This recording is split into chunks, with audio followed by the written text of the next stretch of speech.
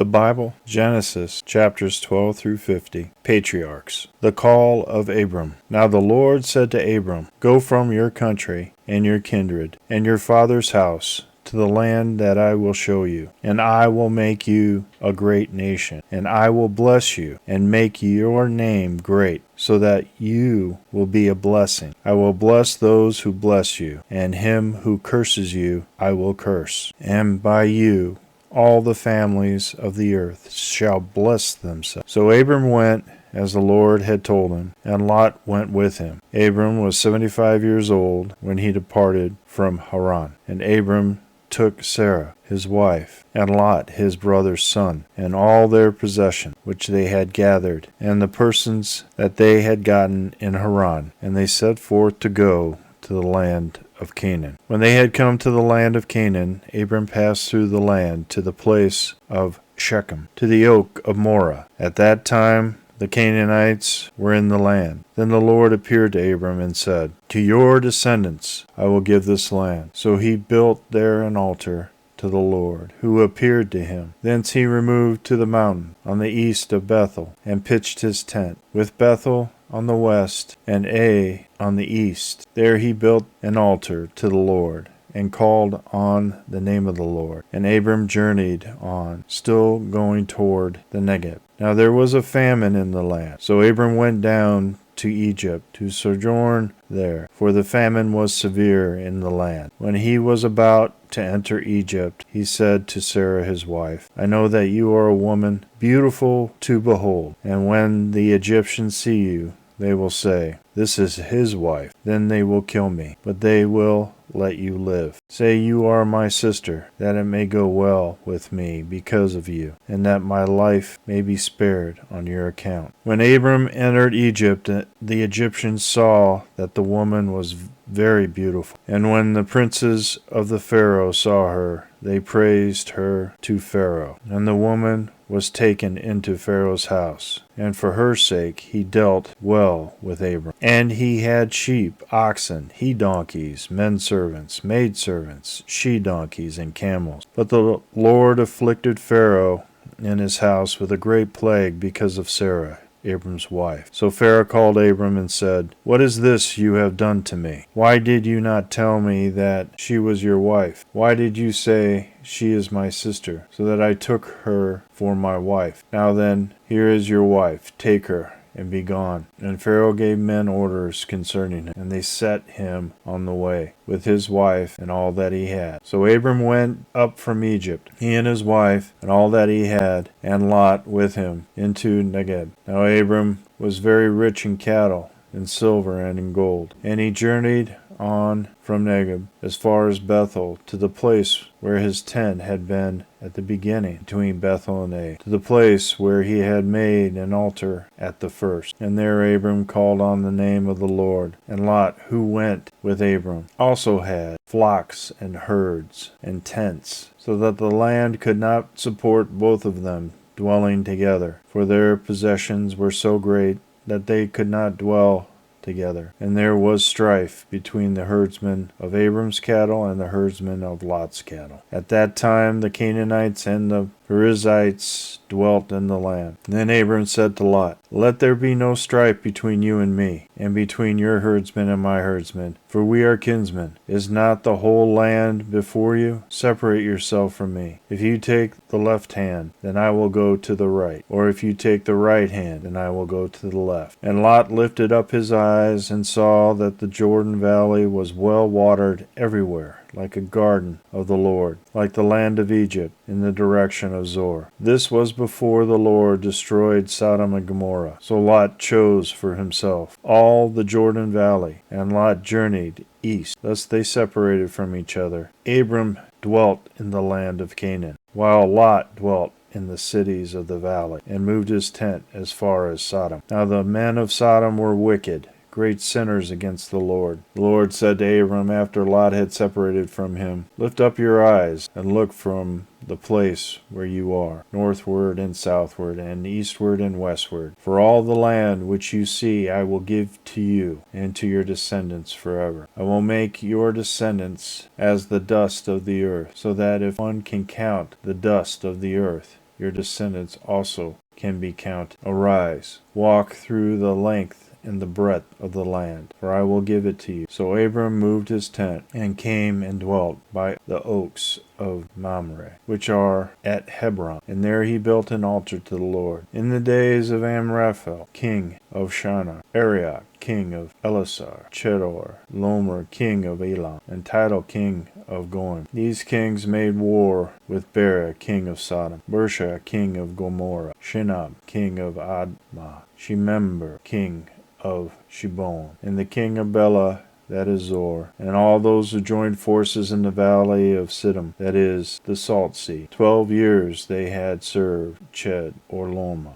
But in the 13th year they rebelled. In the 14th year Chedom or Loma and the kings who were with him came and subdued Rephaim, and Ashtoreth, Canaram, and the Zuzim in Ham, the Enim of Shevach, Kiretham, and the Horites in their Mount Sher, as far as El Paran, on the border of the wilderness. Then they turned back and came to Enmisha, that is Kadesh, and subdued all the country of the Amalekites, and also the Amorites, who dwelt in Hajan Tamar. Then the king of Sodom, the king of Gomorrah, and the king of Admon, and the king of Zeboim, and the king of Bela, that is Zor, went out, and they joined battle in the valley of Siddim, where Chelamorah, king of Elam, Tidal, king of Goim, Raphael, king of Shinar, and Arach, king of Elis, 4 kings against 5. Now the valley of Siddim was full of Bidum pits, and as the king of Sodom and Gomorrah fled, some fell into them, and the rest fled to the mountains. So the enemy took all the goods of Sodom and Gomorrah, and all their provisions, and went their way. They also took Lot, the son of Abram's brother, who dwelt in Sodom, and his goods, and departed. Then one who escaped came and told Abram the Hebrew, who was living by the oaks of Mamre, the Amorite, brother of Eshcol and of Anar. These were allies of Abram. When Abram heard that his kinsmen had been taken captive, he led forth his trained men born in his house, 318 of them, and went to pursuit as far as Dan. And he divided his forces against them by night, he and his servants, and routed them, and pursued them to Hebah, north of Damascus. Then he brought back all the goods, and also brought back his kinsman Lot with his goods, and the women and the people. After his return from the defeat of Chedorlaomer and the kings who were with him, the king of Sodom went out to meet him in the valley of Sheva, that is, the king's valley. And Melchizedek, king of Salem, brought out bread and wine. He was the priest of God Most High. And he blessed him and said, Blessed be Abram by God Most High, maker of heaven and earth, and blessed be God Most High, who has delivered your enemies into your hand. And Abram gave him 1/10 of everything. And the king of Sodom said to Abram, Give me the persons, but take the goods for yourself. But Abram said to the king of Sodom, I have sworn to the Lord God Most High, maker of heaven and earth, that I would not take a thread or a sandal, thong, or anything that is yours, lest you should say, I have made Abram rich. I will take nothing but what the young men have eaten, and the share of the men who went with me. Let Aner, Eshcol, and Mamre take their share. After these things the word of the Lord came to Abram in a vision. Fear not, Abram, I am your shield.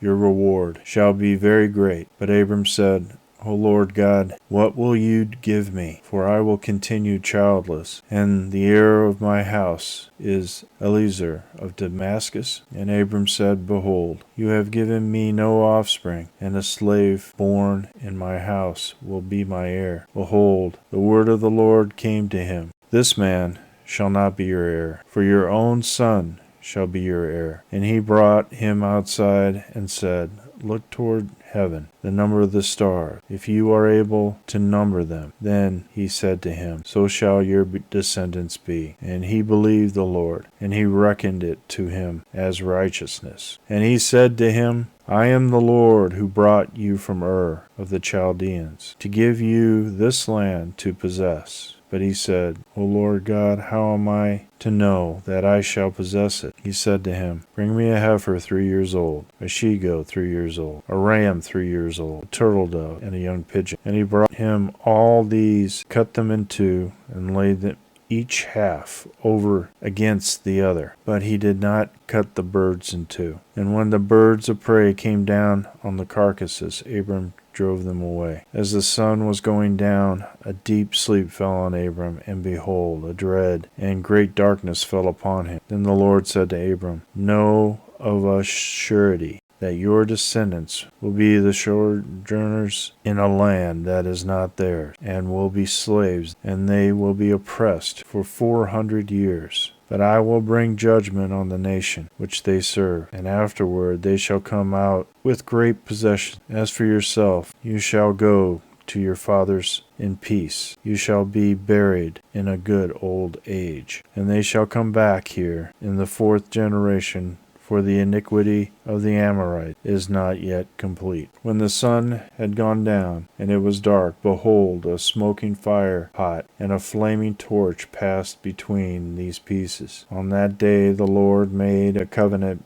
with Abram, saying, To your descendants I give this land, from the river of Egypt to the great river, the river Euphrates, the land of Canaanites, the Kenizzites, the Kadmonites, the Hittites and Perizzites, the Rephaim, the Amorites, the Canaanites, the Girgashites, and the Jebusites. Now Sarah, Abram's wife, bore him no children. She had an Egyptian maid, whose name was Hagar. And Sarah said to Abram, Behold, now the Lord has prevented me from bearing children. Go in to my maid. It may be that I shall obtain children by her. And Abram listened to the voice of Sarah. So after Abram had dwelt 10 years in the land of Canaan, Sarah, Abram's wife, took Hagar the Egyptian, her maid, and gave her to Abram her husband as a wife. And he went in to Hagar, and she conceived. And when she saw that she had conceived, she looked with contempt on her mistress. And Sarah said to Abram, May the wrong done to me be on you. I gave my maid to your embrace, and when she saw that she had conceived, she looked on me with contempt. May the Lord judge between you and me. But Abram said to Sarah, Behold, your maid is in your power. Do to her as you please. Then Sarah dealt harshly with her, and she fled from her. The angel of the Lord found her by a spring of water in the wilderness, the spring on the way to Shur. And he said, Hagar, maid of Sarah, where have you come from, and where are you going? She said,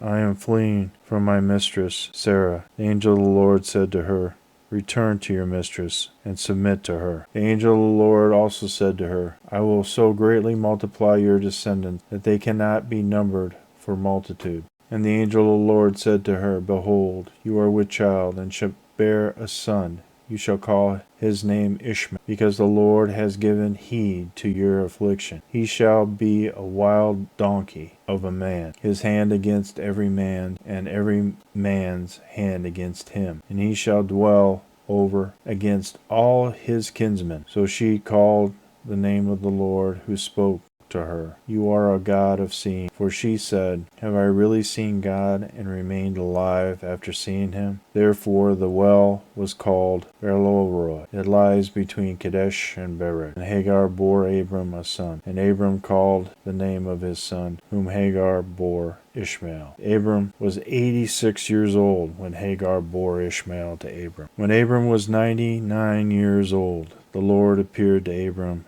and said to him, I am God Almighty. Walk before me and be blameless. And I will make my covenant between me and you, and will multiply you exceedingly. Then Abram fell on his face, and God said to him, Behold, my covenant is with you, and you shall be the father of a multitude of nations. No longer shall your name be Abram, but your name shall be Abraham. For I have made you the father of a multitude of nations. I will make you exceedingly fruitful, and I will make nations of you, and kings shall come forth from you. And I will establish my covenant between me and you and your descendants after you throughout their generations, for an everlasting covenant to be God to you and to your descendants after you. And I will give to you and to your descendants after you, the land of your sojourning, all the land of Canaan, for an everlasting possession, and I will be their God. And God said to Abram, As for you, you shall keep my covenant, you and your descendants after you throughout their generations. This is my covenant which you shall keep between me and you and your descendants after you. Every male among you shall be circumcised. You shall be circumcised in the flesh of your foreskins, and it shall be a sign of the covenant between me and you. He that is 8 days old among you shall be circumcised. Every male throughout your generations, whether born in your house or brought with your money, from any foreigner who is not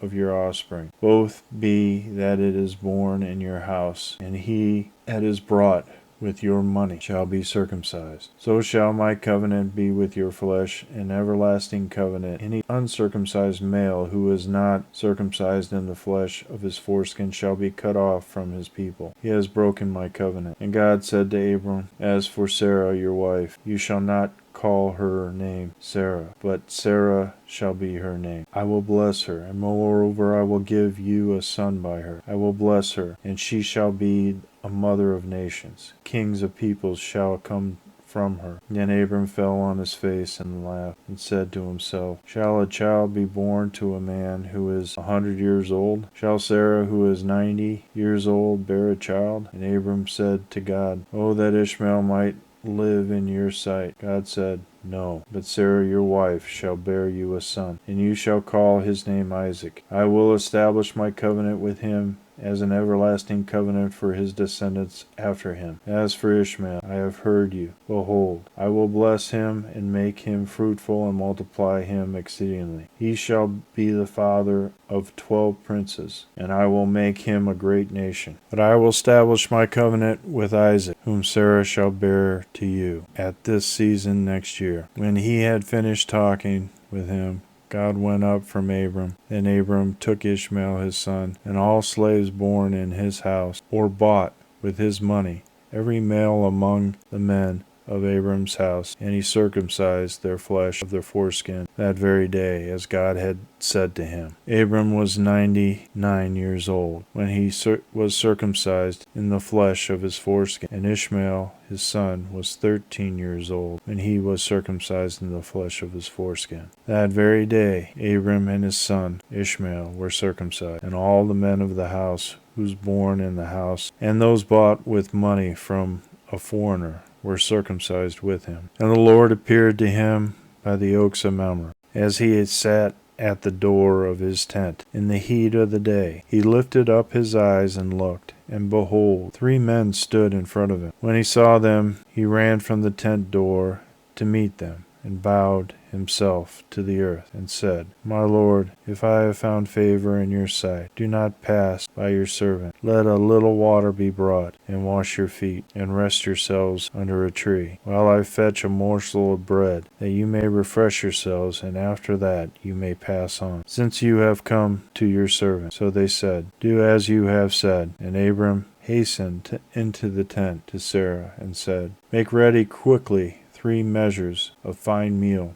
Knead it and make cakes. And Abram ran to the herd and took a calf, tender and good, and gave it to the servant, who hastened it to prepare it. Then he took curds and milk, and the calf which he had prepared, and set it before them. And he stood by them under the tree while they ate. They said to him, Where is Sarah your wife? And he said, She is in the tent. The Lord said, I will surely return to you in the spring, and Sarah your wife shall have a son. And Sarah was listening at the tent door behind him. Now Abraham and Sarah were old, advanced in their age. It had ceased to be with Sarah after the manner of woman. So Sarah laughed to herself, saying, After I have grown old, and my husband is old, shall I have pleasure? The Lord said to Abraham, Why did Sarah laugh, and say, Shall I indeed bear a child, now that I am old? Is anything too hard for the Lord? At the appointed time I will return to you in the spring, and Sarah shall have a son. But Sarah denied, saying, I did not laugh, for she was afraid.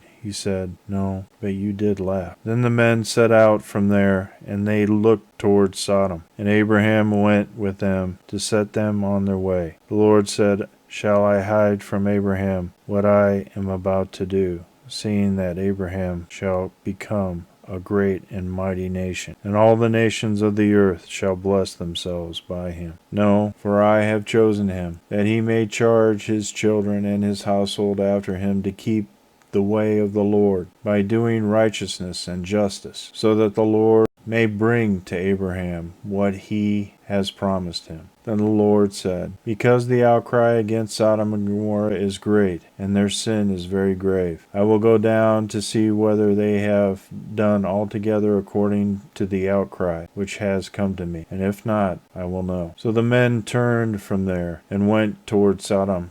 But Abraham still stood before the Lord. Then Abraham drew near and said, will you indeed destroy the righteous with the wicked? Suppose there are 50 righteous within the city. Will you then destroy the place and not spare it for the 50 righteous who are in it? Far be it from you to do such a thing, to slay the righteous with the wicked, so that the righteous fare as the wicked. Far be that from you. Shall not the judge of all the earth do right? And the Lord said, if I find Sodom 50 righteous in the city, I will spare the whole place for their sake. Abram answered, behold, I have taken upon myself to speak to the Lord, I who am but dust and ashes. Suppose 5 of the 50 righteous are lacking. Will you destroy the whole city for the lack of 5? And he said, I will not destroy it if I find 45 there. Again he spoke to him and said, suppose 40 are found there. And he answered, for the sake of the 40 I will not do it. Then he said, oh, let not the Lord be angry, and I will speak. Suppose 30 are found there. And he answered, I will not do it if I find 30 there. And behold, I have taken upon myself to speak to the Lord. Suppose 20 are found. And he answered, for the sake of the 20 I will not destroy it. Then he said, oh, let not the Lord be angry,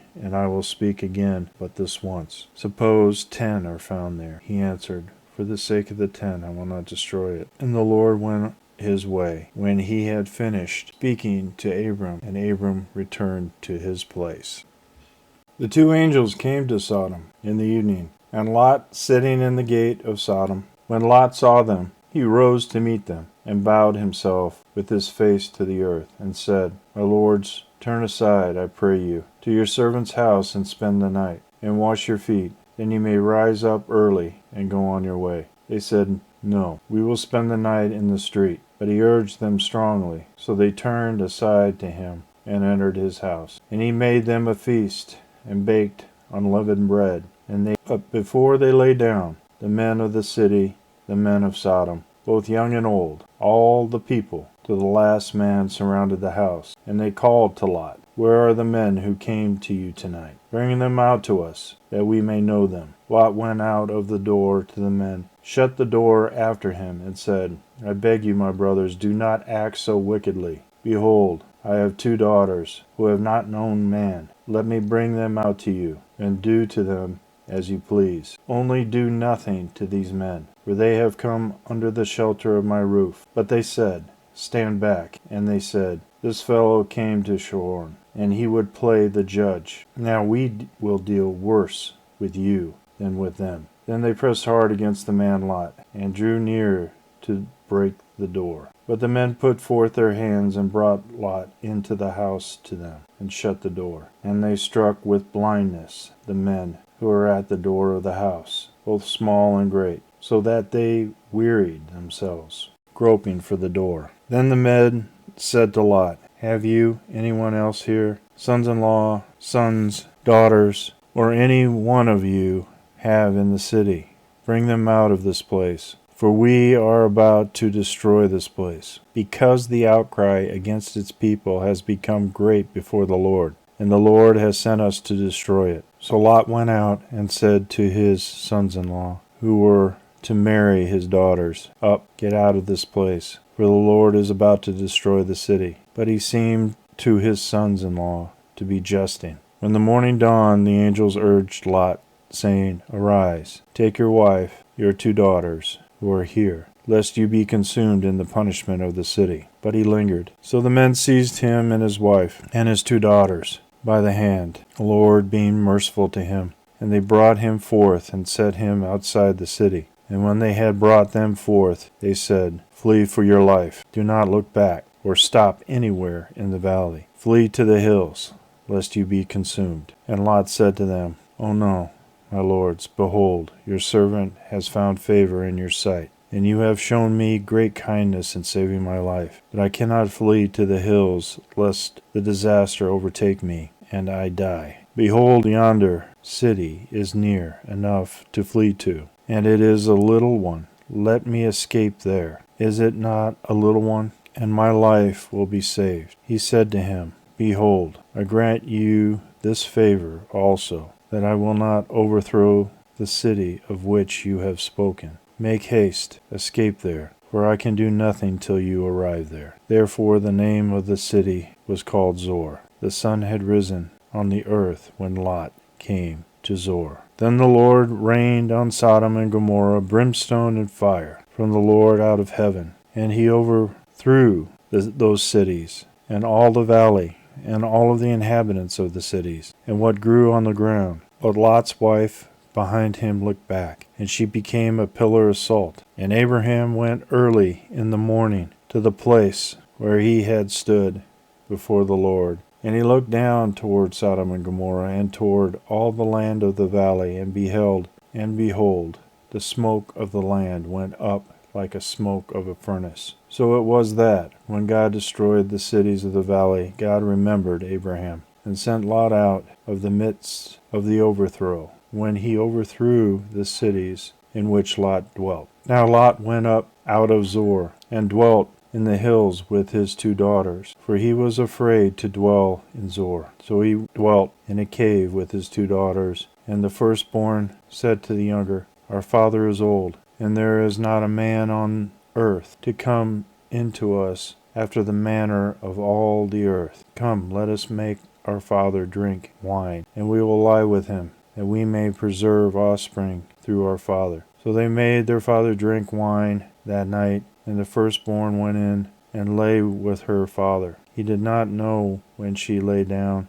or when she arose. And on the next day the firstborn said to the younger, Behold, I lay last night with my father. Let us make him drink wine tonight also, and you go in and lie with him, that we may preserve offspring through our father. So they made their father drink wine that night also. And the younger arose and lay with him, and he did not know when she lay down or when she arose. Thus both the daughters of Lot were with child by their father. The firstborn bore a son, and called him Moab. He is the father of the Moabites to this day. The younger also bore a son, called his name Ben-Ammi. He is the father of the Ammonites to this day. From there Abraham journeyed toward the territory of Negeb, and dwelt between Kadesh and Shur, and he sojourned in Gerar. And Abraham said of Sarah his wife, She is my sister. And Abimelech king of Gerar sent and took Sarah. But God came to Abimelech in a dream by night, and said to him, Behold, you are a dead man, because of the woman whom you have taken, for she is a man's wife. Now Abimelech had not approached her, so he said, Lord, will you slay an innocent people? Did he not himself say to me, She is my sister? And she herself said, He is my brother? In the integrity of my heart and the innocence of my hands, I have done this. Then God said to him in a dream, Yes, I know that you have done this in the integrity of your heart, and it was I who kept you from sinning against me. Therefore I did not let you touch her. Now then restore the man's wife, for he is a prophet, and he will pray for you, and you shall live. But if you do not restore her, know that you will surely die, you and all are yours. So Abimelech rose early in the morning, and called all his servants, and told them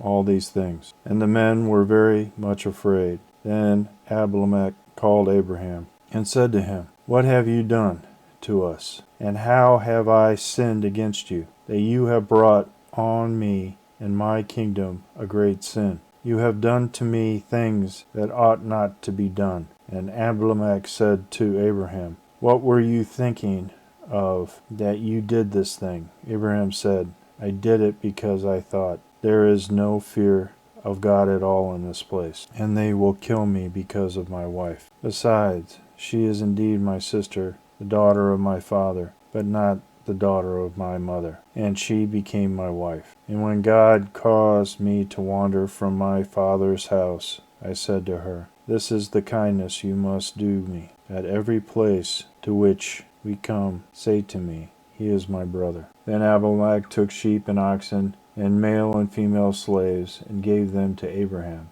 and restored Sarah his wife to him. And Abimelech said, Behold, my land is before you. Dwell where it pleases you. To Sarah he said, Behold, I have given your brother 1,000 pieces of silver. It is your vindication in the eyes of all who are with you, and before everyone you are righted. Then Abraham prayed to God, and God healed Abimelech, and also healed his wife and female slaves, so that they bore children. For the Lord had closed all the wombs of the house of Abimelech because of Sarah, Abraham's wife. The Lord visited Sarah as he had said, and the Lord did to Sarah as he had promised. And Sarah conceived and bore Abraham a son in his old age, at the time of which God had spoken to him. Abraham called the name of his son who was born to him, from whom Sarah bore him, Isaac. And Abraham circumcised his son Isaac when he was 8 days old, as God has commanded him.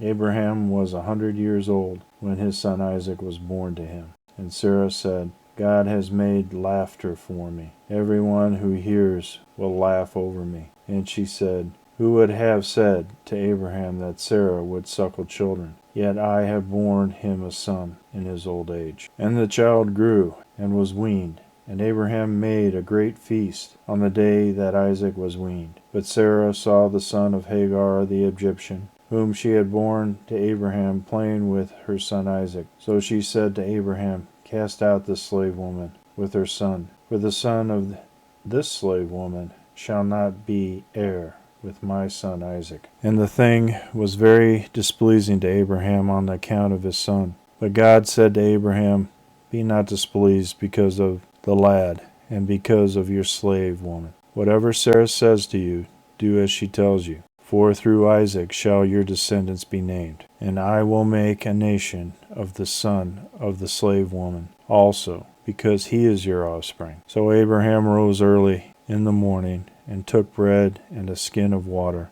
and gave it to Hagar, putting it on her shoulder along with the child, and sent her away. And she departed, and wandered in the wilderness of Beersheba. When the water in the skin was gone, she cast the child under one of the bushes. Then she went and sat down over against him a good way off, about the distance of bowshot. For she said, Let me not look upon the death of the child. And as she sat over against him, the child lifted up his voice and wept. And God heard the voice of the lad. And the angel of God called Hagar from the heaven, and said to her, What troubles you, Hagar? Fear not, for God has heard the voice of the lad where he is. Arise, lift up the lad, and hold him fast with your hands, for I will make him a great nation. Then God opened her eyes, and she saw a well of water. And she went and filled the skin with water, and gave the lad a drink. And God was with the lad, and he grew up,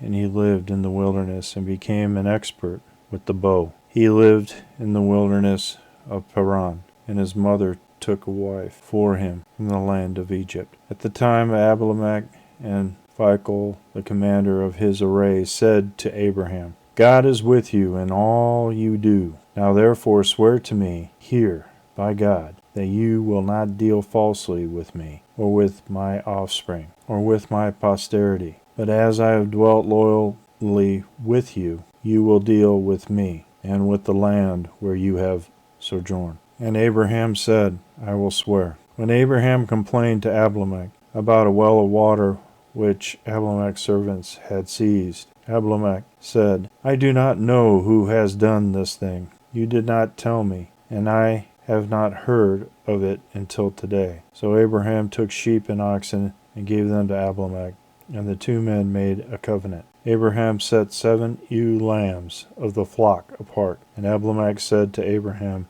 What is the meaning of these 7 ewe lambs which you have set apart? He said, These 7 ewe lambs you will take from my hand, that you may be a witness for me that I dug this well. Therefore that place was called Beersheba, because there both of them swore an oath. So they made a covenant at Beersheba. And Abimelech and Phicol, the commander of his army, rose up and returned to the land of the Philistines. Abraham planted a tamarisk tree in Beersheba, and called there on the name of the Lord, the everlasting God. And Abraham sojourned many days in the land of the Philistines. After these things God tested Abraham, and said to him, Abraham. And he said, Here am I. He said, Take your son, your only begotten son, Isaac, whom you love, and go to the land of Moriah, and offer him there as a burnt offering upon one of the mountains, of which I shall tell you. So Abraham rose early in the morning, saddled his donkey, and took 2 of his young men with him, and his son Isaac. And he cut the wood for the burnt offering, and arose, and went to the place of which God had told him. On the 3rd day Abraham lifted up his eyes, and saw the place afar off. Then Abraham said to his young men, Stay here with the donkey. I and the lad will go yonder and worship, and come again to you. And Abraham took the wood of the burnt offering, and laid it on Isaac his son. And he took in his hand the fire and the knife. So they went both of them together. And Isaac said to his father Abraham, My father. And he said, Here am I, my son. He said, Behold the fire and the wood, but where is the lamb for the burnt offering? Abraham said, God will provide himself the lamb for a burnt offering, my son. So they went both of them together. When they came to the place of which God had told them, Abraham built an altar there, and laid the wood in order, and bound Isaac his son, and laid him on the altar upon the wood. Then Abraham put forth his hand, and took the knife to slay his son. But the angel of the Lord called to him from heaven, and said, Abraham, Abraham. And he said, Here am I. He said, Do not lay your hand on the lad, or do anything to him. For now I know you fear God, seeing you have not withheld your son, your only begotten son, from me. And Abraham lifted up his eyes and looked, and behold, behind him was a ram,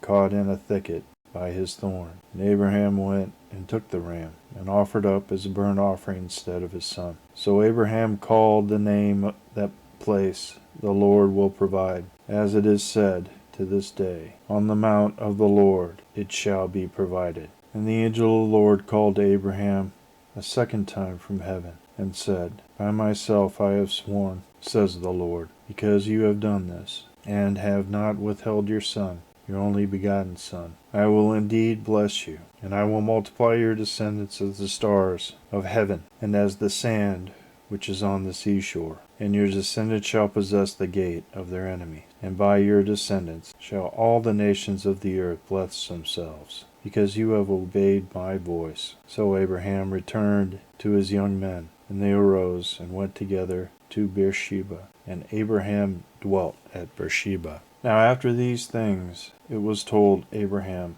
Behold, Milcah also has borne children to your brother Nahor. Uz, the firstborn, Buz his brother, Kimmel, the father of Aram, Chest, Hazo, Pildash, Joplah, Jidlap, and Bethel. Bethel became the father of Rebekah. These 8 Milcah bore to Nahor, Abram's brother. Moreover, his concubine, whose name was Rumah, bore Teba, Gaham, Tahash, and Maacah. Sarah lived 127 years. These were the years of the life of Sarah. And Sarah died at Kiriath-arba, that is, Hebron, in the land of Canaan. And Abram went in to mourn for Sarah, and to weep for her. And Abram rose up from before his dead, and said to the Hittites, I am a stranger, and a sojourner among you.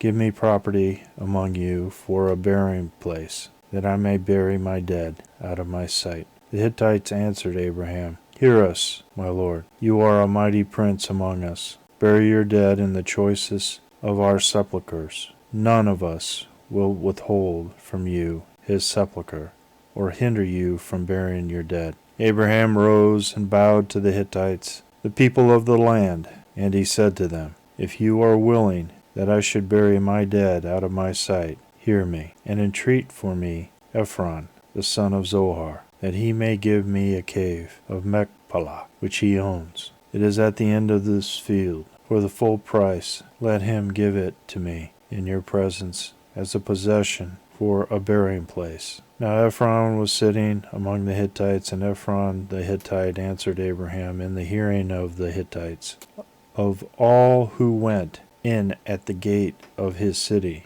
No, my lord, hear me. I give you the field, and I give you the cave that is in it. In the presence of the sons of my people I give it to you. Bury your dead. Then Abraham bowed down before the people of the land, and he said to Ephron in the hearing of the people of the land, But if you will hear me, I will give the price of the field accepted from me, that I may bury my dead there. Ephron answered Abraham, My lord, listen to me. A piece of land worth 4,000 shekels of silver. What is that between you and me? Bury your dead. Abraham agreed with Ephron, and Abraham weighed out for Ephron the silver which he had named in the hearing of the Hittites, 400 shekels of silver, according to the weights current among merchants. So the field of Ephron in Machpelah, which was to the east of Mamre, the field with the cave which was in it, and all the trees that were in the field, throughout its whole area, was made over to Abraham as a possession in the presence of the Hittites, before all who went in at the gate of his city. After this Abraham buried Sarah his wife in the cave of the field of the Machpelah, east of Mamre, which is Hebron, that is Hebron, in the land of Canaan. The field and the cave that is in it were made over to Abraham as a possession for a burying place by the Hittites. Now Abraham was old, well advanced in his years, and the Lord had blessed Abraham in all things. And Abraham said to his servant, the oldest of his house, who had charge of all that he had, Put your hand under my thigh, and I will make you swear by the Lord, the God of heaven and of the earth, that you will not take a wife for my son from the daughters of the Canaanites, among whom I dwell, but will go to my country and to my kindred, and take a wife for my son Isaac. The servant said to him, Perhaps the woman may not be willing to follow me to this land. Must I then take your son back to the land from which you came? Abram said to him, See to it that you do not take my son back there. The Lord, the God of heaven, who took me from my father's house, and from the land of my birth, and who spoke to me, and swore to me, To your descendants I will give you this land. He will send his angel before you, and you shall take a wife for my son from there. But if the woman is not willing to follow you, then you will be free from this oath of mine. Only you must not take my son back there. So the servant put his hand under the thigh of Abraham, his master, and swore to him concerning this matter. Then the servant took 10 of his master's camels, and departed, taking all sorts of choice gifts from his master. And he arose and went to Mesopotamia, to the city of Nahor. And he made the camels kneel down outside the city by the well of water at the time of evening, the time when women go out to draw water. And he said, O Lord God of my master Abraham, grant me success today, I beg you, and show mercy to my master Abraham. Behold, I am standing by the spring of water, and the daughters of the men of the city are coming out to draw water. Let the maiden to whom I shall say, Please let down your jar, that I may drink, and who shall say, Drink, and I will water your camels. Let her be the one whom you have appointed for your servant Isaac. By this I shall know that you have shown mercy to my master. Before he had done speaking, behold, Rebekah, who was born to Bethuel, the son of Milcah, the wife of Nahor, Abraham's brother, came out with her water jar upon her shoulder. The maiden was very fair to look upon, a virgin, whom no man had known. She went down to the spring and filled her jar, and came up. Then the servant ran to meet her and said, Please give me a little water to drink from your jar. She said, Drink, my lord. And she quickly let down her jar upon her hand, and gave him a drink. When she had finished giving him a drink, she said, I will draw for your camels also, until they have done drinking. So she quickly emptied her jar into the trough, and ran again to the well to draw, and she drew for all his camels. The man gazed at her in silence, to learn whether the Lord had prospered his journey or not. When the camels had done drinking, the man took a gold ring weighing a half a shekel, and 2 bracelets for her arms weighing 10 gold shekels, and said, Tell me, whose daughter you are? Is there room in your father's house for us to lodge in? She said to him, I am the daughter of Bethuel, the son of Milcah, whom she bore to Nahor. She added, We have both straw and food enough, and room to lodge in. The man bowed his head and worshipped the Lord, and said, Blessed be the Lord,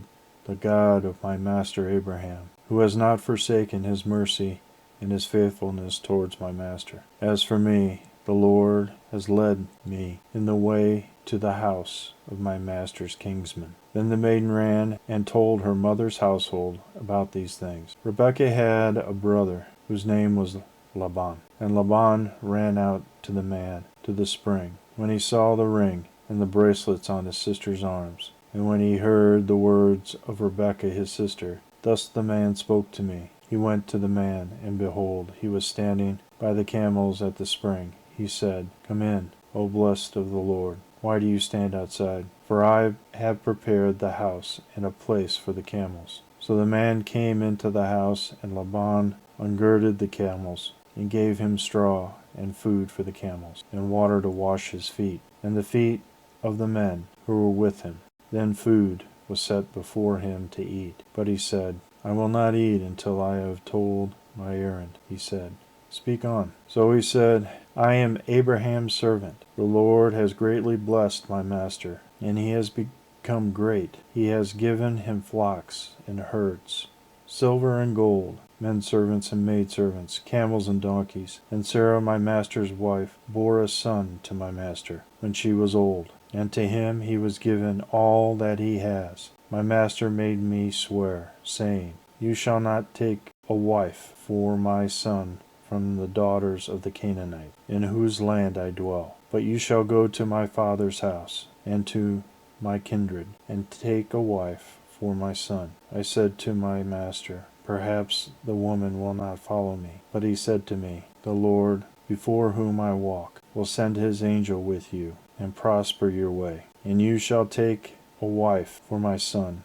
from my kindred, and from my father's house. Then you will be free from my oath when you come to my kindred, and if they will not give her to you, you will be free from my oath. I came today to the spring, and said, O Lord, the God of my master Abraham, if now you will prosper the way which I go, behold, I am standing by the spring of the water. Let the young woman who comes out to draw, to whom I shall say, Please give me a little water from your jar to drink, and who will say to me, Drink, and I will draw for your camels also. Let her be the woman whom the Lord has appointed for my master's son. Before I had done speaking in my heart, behold, Rebekah came out, with her water jar on her shoulder, and she went down to the spring and drew. And I said to her, Please let me drink. She quickly let down her jar from her shoulder and said, Drink, and I will give your camels drink also. So I drank, and she gave the camels drink also.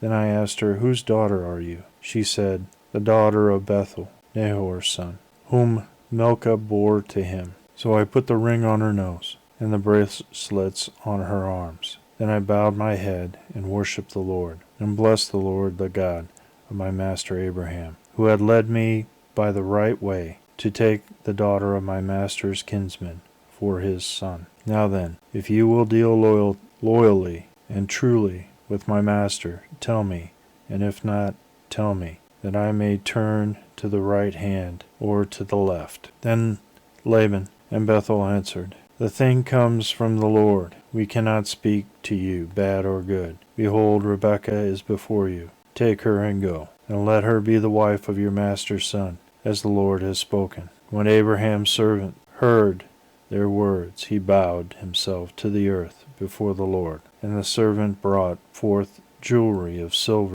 and of gold and raiment, and gave them to Rebekah He also gave her brother and to her mother costly ornaments. And he and the men who were with him ate and drank, and they spent the night there. When they arose in the morning, he said, "Send me back to my master." Her brother and her mother said, "Let the maiden remain with us a while, at least 10 days. After that she may go." But he said to them, "Do not delay me, since the Lord has prospered my way. Let me go, that I may go to my master." They said, "We will call the maiden and ask her." And they called Rebekah and said to her, "Will you go with this man?" She said, "I will go." So they sent away Rebekah their sister and her nurse, and Abraham's servant and his men. And they blessed Rebekah and said to her, "Will our sister be the mother of thousands of 10,000s, and may your descendants possess the gate of those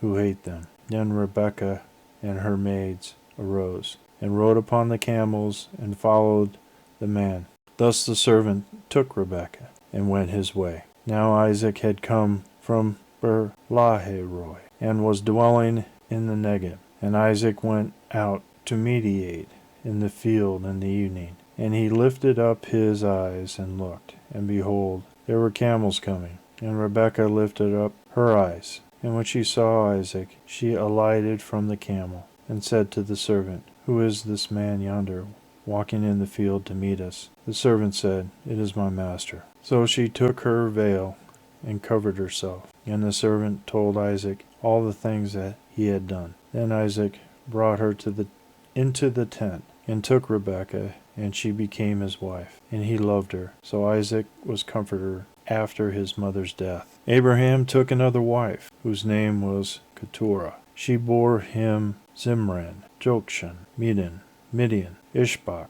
and Shua. Jokshan was the father of Sheba and Dedan. The sons of Dedan were Ashram, Lechum, and Leumim. The sons of Midian were Epher, Hanak, Abida, and Eldad. All these were the children of Keturah. Abraham gave all he had to Isaac, but to the sons of his concubines Abraham gave gifts. And while he was still living, he sent them away from his son Isaac, eastward to the east country. These are the days of the years of Abraham's life, 175 years. Abraham breathed his last, and died in a good old age, an old man and full of years, and was gathered to his people Isaac and Ishmael. His sons buried him in the cave of Machpelah, in the field of Ephron, the son of Zorah the Hittite, east of Mamre, the field which Abraham purchased from the Hittites. There Abraham was buried with Sarah his wife. After the death of Abraham, God blessed Isaac his son, and Isaac dwelt at Beer-lahai-roi. These are the descendants of Ishmael, Abraham's son, from whom Hagar the Egyptian, Sarah's maid, bore to Abraham. These are the names of the sons of Ishmael, named in order of their birth: Nebaioth, the firstborn of Ishmael; Kedar, Abiel, Mibshan, Mishma, Duma, Massa, Hadad, Tema, Jetur, Nepish,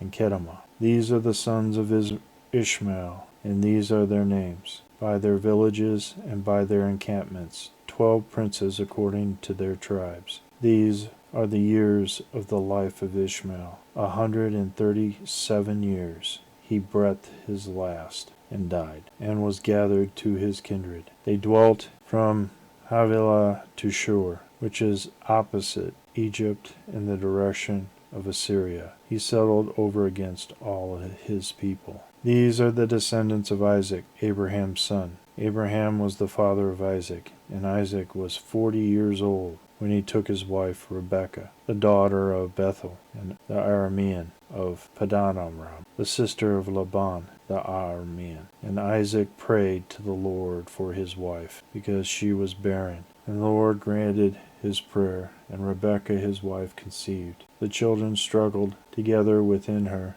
and she said, "If it is thus, why do I live?" So she went to inquire of the Lord, and the Lord said to her, 2 nations are in your womb, and 2 peoples born of you shall be divided. The one shall be stronger than the other. The elder shall serve the younger. When her days to be delivered were fulfilled. Behold, there were twins in her womb. The first came forth red, all his body like a hairy mantle. So they called his name Esau. Afterward his brother came forth, and his hand had taken hold of Esau's heel. So his name was called Jacob. Isaac was 60 years old when he bore them. When the boys grew up, Esau was a skillful hunter, a man of the field, while Jacob was a quiet man, dwelling in the tents. Isaac loved Esau, because he ate of his game, but Rebekah loved Jacob. Once, when Jacob was boiling pottage, Esau came in from the field, and he was famished. And Esau said to Jacob, Let me eat some of the red pottage, for I am famished. Therefore his name was called Edom. Jacob said, First, sell me your birthright. Esau said, I am about to die. Of what use is a birthright to me? Jacob said, Swear to me first. So he swore to him, and sold his birthright to Jacob. Then Jacob gave Esau bread and pottage of lentils, and he ate and drank, and rose and went his way. Thus Esau despised his birthright. Now there was a famine in the land beside the former famine that was in the days of Abraham. And Isaac went to Gerar, to Abimelech, king of the Philistines. And the Lord appeared to him and said, Do not go down to Egypt. Dwell in the land of which I shall tell you. Sojourn in this land, and I will be with you, and will bless you. For to you and to your descendants I will give all these lands, and I will fulfill the oath I swore to Abraham your father. I will multiply your descendants as the stars of heaven, and will give to your descendants all these lands, and by your descendants all the nations of the earth shall bless themselves, because Abraham obeyed my voice, and kept my charge, my commandments, my statutes, and my laws. So Isaac dwelt in Gerar. When the men of this place asked him about his wife, he said, She is my sister. For he feared to say, My wife, thinking, lest the men of the place shall kill me for the sale of Rebekah, because she was fair to look upon. When he had been there a long time, Abimelech the king of the Philistines looked out of a window and saw Isaac fondling Rebekah his wife. So Abimelech called Isaac and said, Behold, she is your wife. How could you say, She is my sister? Isaac said to him, Because I thought lest I die because of her. Abimelech said, What is this you have done to us? One of the people might easily have lain with your wife, and you would have brought guilt upon us. So Abimelech warned all the people, saying, Whoever touches this man or his wife shall be put to death. And Isaac sowed in the land, and reaped in the same year 100-fold. And the Lord blessed him. And the man became rich, and gained more and more, until he became very wealthy. He had possessions of flocks and herds, and a great household. So the Philistines envied him. Now the Philistines had stopped and fulfilled with earth all the wells which his father's servants had dug in the days of Abraham his father. And Abimelech said to Isaac, Go away from us, for you are much mightier than we. So Isaac departed from there, and encamped in the valley of Gerar, and dwelt there. And Isaac dug again the wells of water, which had been dug in the days of Abraham his father. For the Philistines had stopped them after the death of Abraham. And he gave them the names which his father had given them. But when Isaac's servants dug in the valley, and found there a well of springing water, the herdsmen of Gerar quarreled with Isaac's herdsmen, saying, The water is ours. So he called the name of the well Esek, because they contended with him. Then they dug another well, and they quarreled over that also. So he called its name Sitnah. And he moved from there, and dug another well, and over that they did not quarrel. So he called its name Rehoboth, saying, For now the Lord has made room for us, and we shall be fruitful in the land. From there he went up to Beersheba. And the Lord appeared to him the same night, and said, I am the God of Abraham your father. Fear not, for I am with you, and I will bless you and multiply your descendants for my servant Abraham's sake. So he built an altar there, and called upon the name of the Lord, and pitched his tent there. and there Isaac's servants dug a well. Then Abimelech went to him for Gerar, and Ahusha, his adviser, and Phicol, the commander of his army. Isaac said to them, "Why have you come to me, seeing that you hate me, and have sent me away from you?" They said, "We see plainly that the Lord is with you. So we say, let there be an oath between you and us, and let us make a covenant with you, that you will do us no harm, just as we have not touched you, and have done to you nothing but good, and have sent you away in peace. You are now the blessed of the Lord." So he made them a feast, and they ate and drank. In the morning they rose early and took the oath with one another, and Isaac set them on their way, and they departed from him in peace. That same day Isaac's servants came and told him about the well which they had dug, and said to him, "We have found water." He called it Sheba. Therefore the name of the city in Beersheba to this day. When Esau was 40 years old, he took to wife Judith, the daughter of Beeri the Hittite, and Basemath, the daughter of Elon the Hittite. And they made life bitter for Isaac and Rebekah. When Isaac was old, and his eyes were dim, so that he could not see, he called Esau, his older son, and said to him, "My son." And he answered, "Here I am." He said, "Behold, I am old. I do not know the day of my death. Now then, take your weapons, your quiver, and your bow, and go out to the field, and hunt game for me, and prepare for me savory food, such as I love, and bring it to me, that I may eat, that I may bless you before I die." Now Rebekah was listening when Isaac spoke to his son Esau. So when Esau went to the field to hunt for game,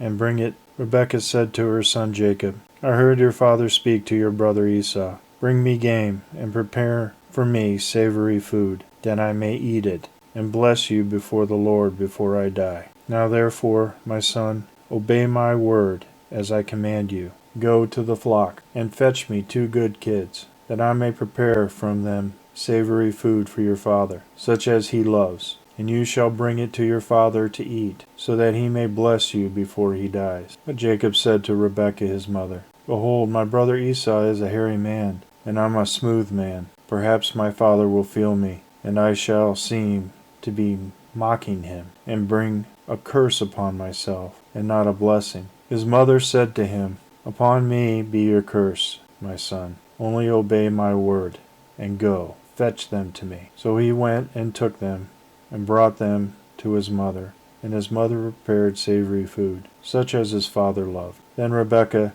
took the best garments of Esau, her older son, which were with her in the house, and put them on Jacob her younger son, and the skins of the kids she put upon his hands, and upon the smooth parts of his neck. And she gave the savory food and the bread, which she had prepared, into the hands of her son Jacob. So he went in to his father and said, "My father."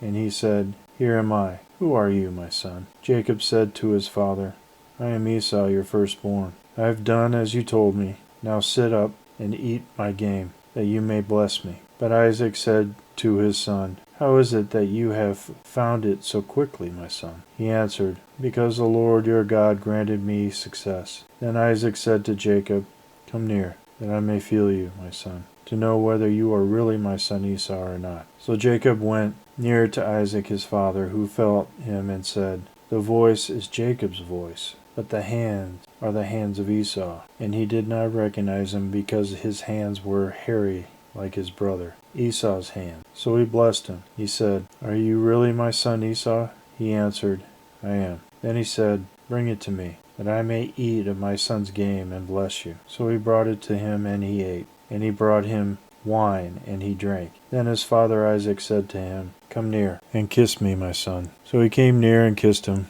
and he smelled the smell of his garments, and blessed him, and said, "See, the smell of my son is the smell of a field which the Lord has blessed. May God give you of the dew of heaven, and of the fatness of the earth, and plenty of grain and wine. Let peoples serve you, and nations bow down to you. Be Lord over your brothers, and may your mother's son bow down to you. Cursed be everyone who curses you, and blessed be everyone who blesses you." As soon as Isaac had finished blessing Jacob, when Jacob had scarcely gone out from the presence of Isaac his father, Esau his brother came in from his hunting. He also prepared savory food and brought it to his father. And he said to his father, "Let my father arise and eat of his son's game, that you may bless me." His father Isaac said to him, "Who are you?" He answered, "I am your son, your firstborn Esau." Then Isaac trembled violently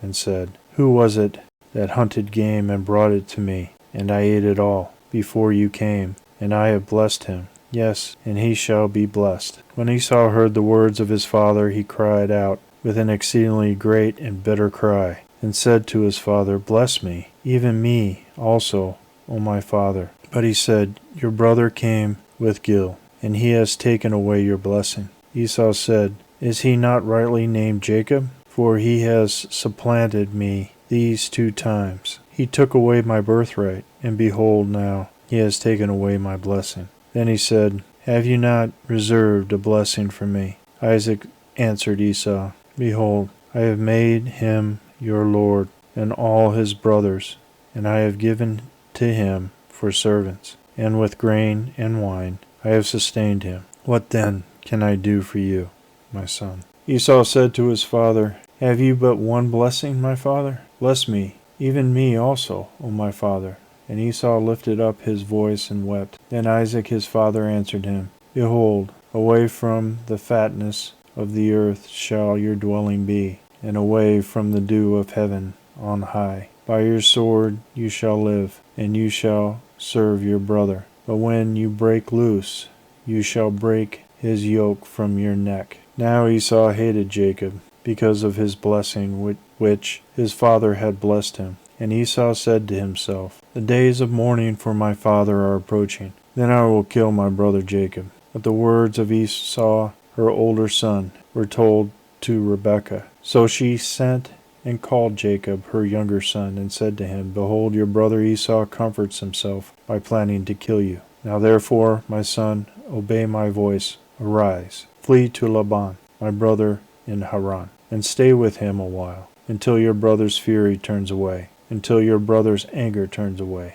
and he forgets what you have done to him. Then I will send and fetch you from there. Why should I be bereft of you both in one day?" Then Rebekah said to Isaac, "I am weary of my life because of the Hittite women. If Jacob marries one of the Hittite women such as these, one of the women of the land, what good will my life be to me?" Then Isaac called Jacob and blessed him, and charged him, "You shall not marry one of the Canaanite women. Arise, go to Padan Aram, to the house of Bethuel, your mother's father, and take as a wife from one of the daughters of Laban, your mother's brother. God Almighty bless you, and make you fruitful and multiply you, and you may become a company of peoples. May he give the blessing of Abraham to you, and to your descendants with you, that you may take possession of the land of your sojournings which God gave to Abraham." Thus Isaac sent Jacob away,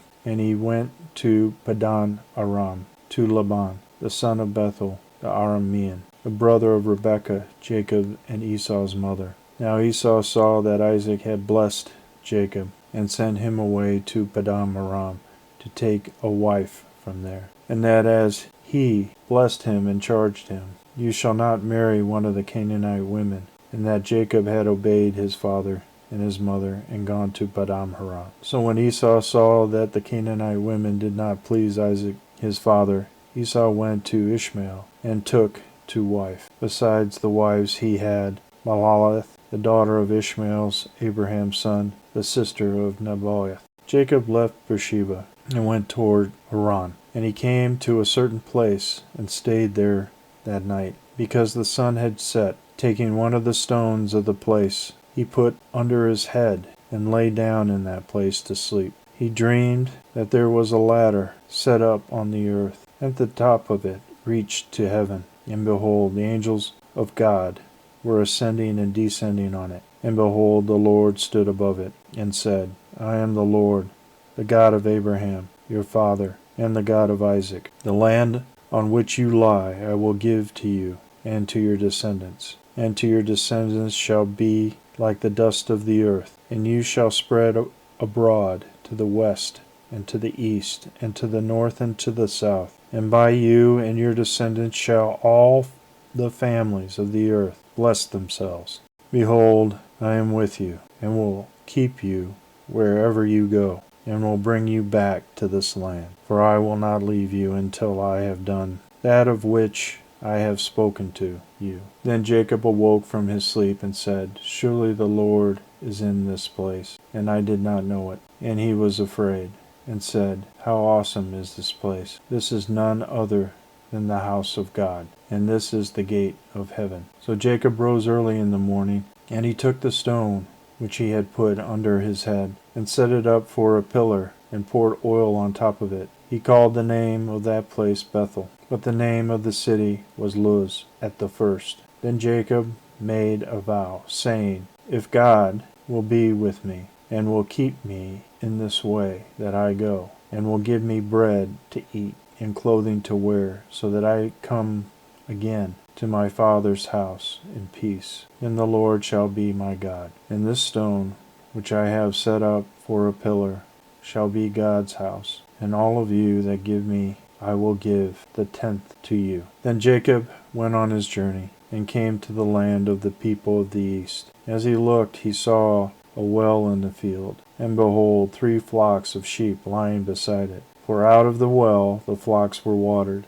The stone on the well's mouth was large. And when all the flocks were gathered there, the shepherds would roll the stone from the mouth of the well, and water the sheep, and put the stone back in its place upon the mouth of the well. Jacob said to them, My brothers, where do you come from? They said, We are from Haran. He said to them, Do you know Laban the son of Nahor? They said, We know him. He said to them, Is it well with him? They said, It is well. And see, Rachel his daughter is coming with the sheep. He said, Behold, it is still high day. It is not time for the animals to be gathered together. Water the sheep and go, pasture them. But they said, We cannot, until all the flocks are gathered together, and the stone is rolled from the mouth of the well. Then we water the sheep. While he was still speaking with them, Rachel came with her father's sheep, for she kept them. Now when Jacob saw Rachel, the daughter of Laban, his mother's brother, and the sheep of Laban, his mother's brother, Jacob went up and rolled the stone from the well's mouth, and watered the flock of Laban, his mother's brother. Then Jacob kissed Rachel, and wept aloud. And Jacob told Rachel that he was her father's kinsman, and that he was Rebekah's son. And she ran and told her father. When Laban heard the tidings of Jacob, his sister's son, he ran to meet him, and embraced him and kissed him, and brought him to his house. Jacob told Laban all these things, and Laban said to him, Surely you are my bone and my flesh. And he stayed with him a month. Then Laban said to Jacob, Because you are my kinsman, should you therefore serve me for nothing? Tell me, what shall your wages be? Now Laban had 2 daughters. The name of the older was Leah, and the name of the younger was Rachel. Leah's eyes were weak, but Rachel was beautiful and lovely. Jacob loved Rachel, and he said, I will serve you 7 years for your younger daughter Rachel. Laban said, It is better that I give her to you than that I should give her to any other man. Stay with me. So Jacob served 7 years for Rachel, and they seemed to him but a few days because of the love he had for her. Then Jacob said to Laban, Give me my wife, that I may go into her, for my time is completed. So Laban gathered together all the men of the place, and made a feast. But in the evening he took his daughter Leah, and brought her to Jacob, and he went into her. Laban gave his maid Zilpah to his daughter Leah to be her maid. And in the morning, behold, it was Leah, and Jacob said to Laban, What is this you have done to me? Did I not serve with you for Rachel? Why then have you deceived me?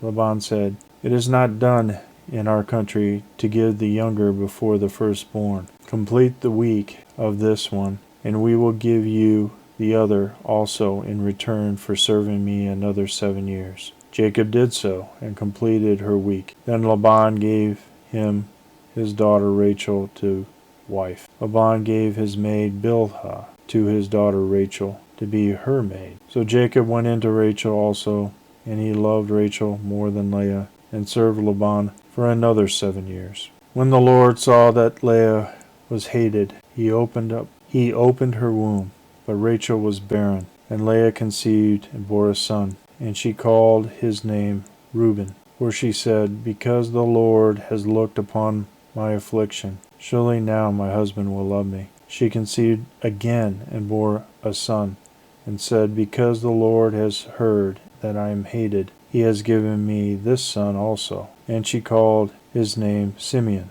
Again she conceived and bore a son, and said, Now this time my husband will be joined to me, because I have borne him 3 sons. Therefore his name was called Levi. And she conceived again and bore a son, and said, This time I will praise the Lord.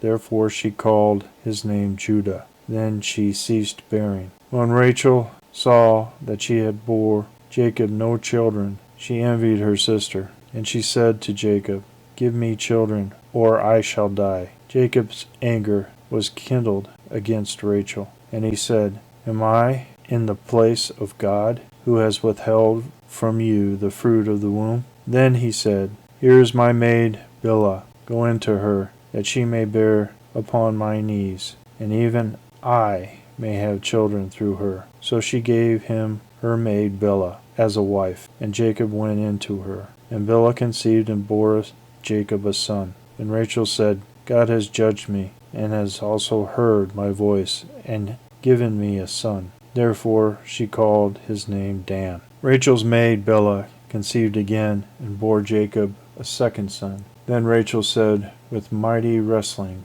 I have wrestled with my sister, and have prevailed. So she called his name Naphtali. When Leah saw that she had ceased bearing children, she took her maid Zilpah, and gave her to Jacob as a wife. Then Leah's maid Zilpah bore a son. And Leah said, Good fortune. So she called his son Gad. Leah's maid Zilpah bore Jacob a second son, and Leah, Blessed am I, for the women will call me blessed. So she called his name Asher. In the days of wheat harvest, Reuben went and found mandrakes in the field, and brought them to his mother Leah. Then Rachel said to Leah, Give me, I pray, some of your son's mandrakes. But she said to her, It is a small matter that you have taken away my husband. Would you also take away my son's mandrakes also? Rachel said, Then he may lie with you tonight for your son's mandrakes. When Jacob came from the field in the evening, Leah went out to meet him and said, You must come in to me, for I have hired you with my son's mandrakes. So he lay with her that night, and God hearkened to Leah, and she conceived and bore Jacob a 5th son. Leah said, God has given me my hire, because I gave my maid to my husband. So she called his name Issachar. And Leah conceived again and bore Jacob a 6th son. And Leah said, God has endowed me with a good dowry. Now my husband will honor me, because I have borne him 6 sons. So she called his name Zebulun. Afterwards she bore a daughter, and called her name Dinah. Then God remembered Rachel, and God hearkened to her, and opened her womb. She conceived and bore a son, and said, God has taken away my reproach. And she called his name Joseph. May the Lord add to me another son. When Rachel had borne Joseph, Jacob said to Laban, Send me away, that I may go into my own home and country. Give me my wives and my children, for whom I have served you, and let me go. For you know the service which I have given you. But Laban said to him, If you will allow me to say so, I have learned by divination that the Lord has blessed me because of you. Name your wages, and I will give it. Jacob said to him, You yourself know I have served you, and how your cattle have fared with me. For you had little before I came, and it increased abundantly. And the Lord has blessed you wherever I turned. But now, when I shall provide for my own household also, he said, What shall I give you? Jacob said, you shall not give me anything. If you will do this for me, I will again feed your flock and keep it. Let me pass through all your flock today, removing from it every speckled and spotted sheep and every black lamb, and the spotted and speckled among the goats, and such shall be my wages. So my honesty will answer for me later, when you come to look into my wages with you. Every one that is not speckled and spotted among the goats and black among the lambs, if found with me, shall be counted stolen. Laban said, Good, let it be as you have said. But that day Laban removed the he-goats that were striped and spotted, and all the she-goats that were speckled and spotted, every one that had white on it, and every lamb that was black, and put them in charge of his sons. And he set a distance of 3 days' journey between himself and Jacob. And Jacob fed the rest of Laban's flock. Then Jacob took fresh rods of poplar and almond and plane, and peeled white streaks in them, exposing the white of the rods. He set the rod which he had peeled in front of the flocks in the runnels, that is, the watering troughs, where the flocks came to drink. And since they bred when they came to drink, the flocks bred in front of the rods. And so the flocks brought forth, striped, speckled, and spotted. And Jacob separated the lambs, and set the faces of the flocks toward the striped, and all the black in the flock of Laban. And he put his own droves apart, and did not put them with Laban's flock. Whenever the stronger of the flock was breeding, Jacob laid the rods in the runnels before the eyes of the flock, that they might breed among the rods. But for the feebler of the flock, he did not lay them there. So the feebler were Laban's, and the stronger Jacob's. Thus the man grew exceedingly rich, and had large flocks, maidservants and menservants, and camels and donkeys. Now Jacob heard that the sons of Laban were saying, Jacob has taken all that was our father's, and from what was our father's he has gained all this wealth. And Jacob saw that Laban did not regard him with favor as before. Then the Lord said to Jacob, Return to the land of your fathers, and to your kindred, and I will be with you. So Jacob sent and called Rachel and Leah into the field, where his flock was, and said to them, I see that your father does not regard me with favor, as he did before, but the God of my father has been with me. You know that I have served your father with all my strength, yet your father has cheated me, and changed my wages 10 times. But God did not permit him to harm me. If he said, The spotted shall be your wages, then all the flock bore spot. And if he said, The stripe shall be your wages, then all the flock bore striped. Thus God has taken away the cattle of your father, and given them to me. In the mating season of the flock I lifted up my eyes, and saw in a dream that the he-goats which leaped upon the flock were striped, spotted, and mottled. Then the angel of God said to me in a dream, Jacob. And I said, Here I am. And he said, Lift up your eyes and see. All the goats that leap upon the flock are striped, spotted, and mottled. For I have seen all that Laban is doing to you. I am the God of Bethel, where you anointed a pillar and made a vow to me. Now arise, go forth from this land, and return to the land of your birth. Then Rachel and Leah answered him, Is there any portion or inheritance left to us in our father's house? Are we not regarded by him as foreigners? For he has sold us, and he has been using up the money given for us. All the property which God has taken away from our father belongs to us and to our children. Now then, whatever God has said to you, do. So Jacob arose and set his sons and his wives on camels, and he drove away all his cattle, all his livestock, which he had gained, the cattle in his possession, which he had acquired in Padan Aram, to go to the land of Canaan, to his father Isaac. Laban had gone to shear his sheep, and Rachel stole her father's household gods. And Jacob outwitted Laban the Aramean, in that he did not tell him that he intended to flee. He fled with all that he had, and arose and crossed the Euphrates, and set his face toward the hill country of Gilead. When it was told to Laban on the third day that Jacob had fled, he took his kinsmen with him, and pursued him for 7 days, and followed close after him into the hill country of Gilead. But God came to Laban the Aramean in a dream by night, and said to him, Take heed that you say not a word to Jacob, either good or bad. And Laban overtook Jacob. Now Jacob had pitched his tent in the hill country, and Laban with his kinsmen encamped in the hill country of Gilead. And Laban said to Jacob, What have you done, that you have cheated me, and carried away my daughters like captives of the sword? Why did you flee secretly,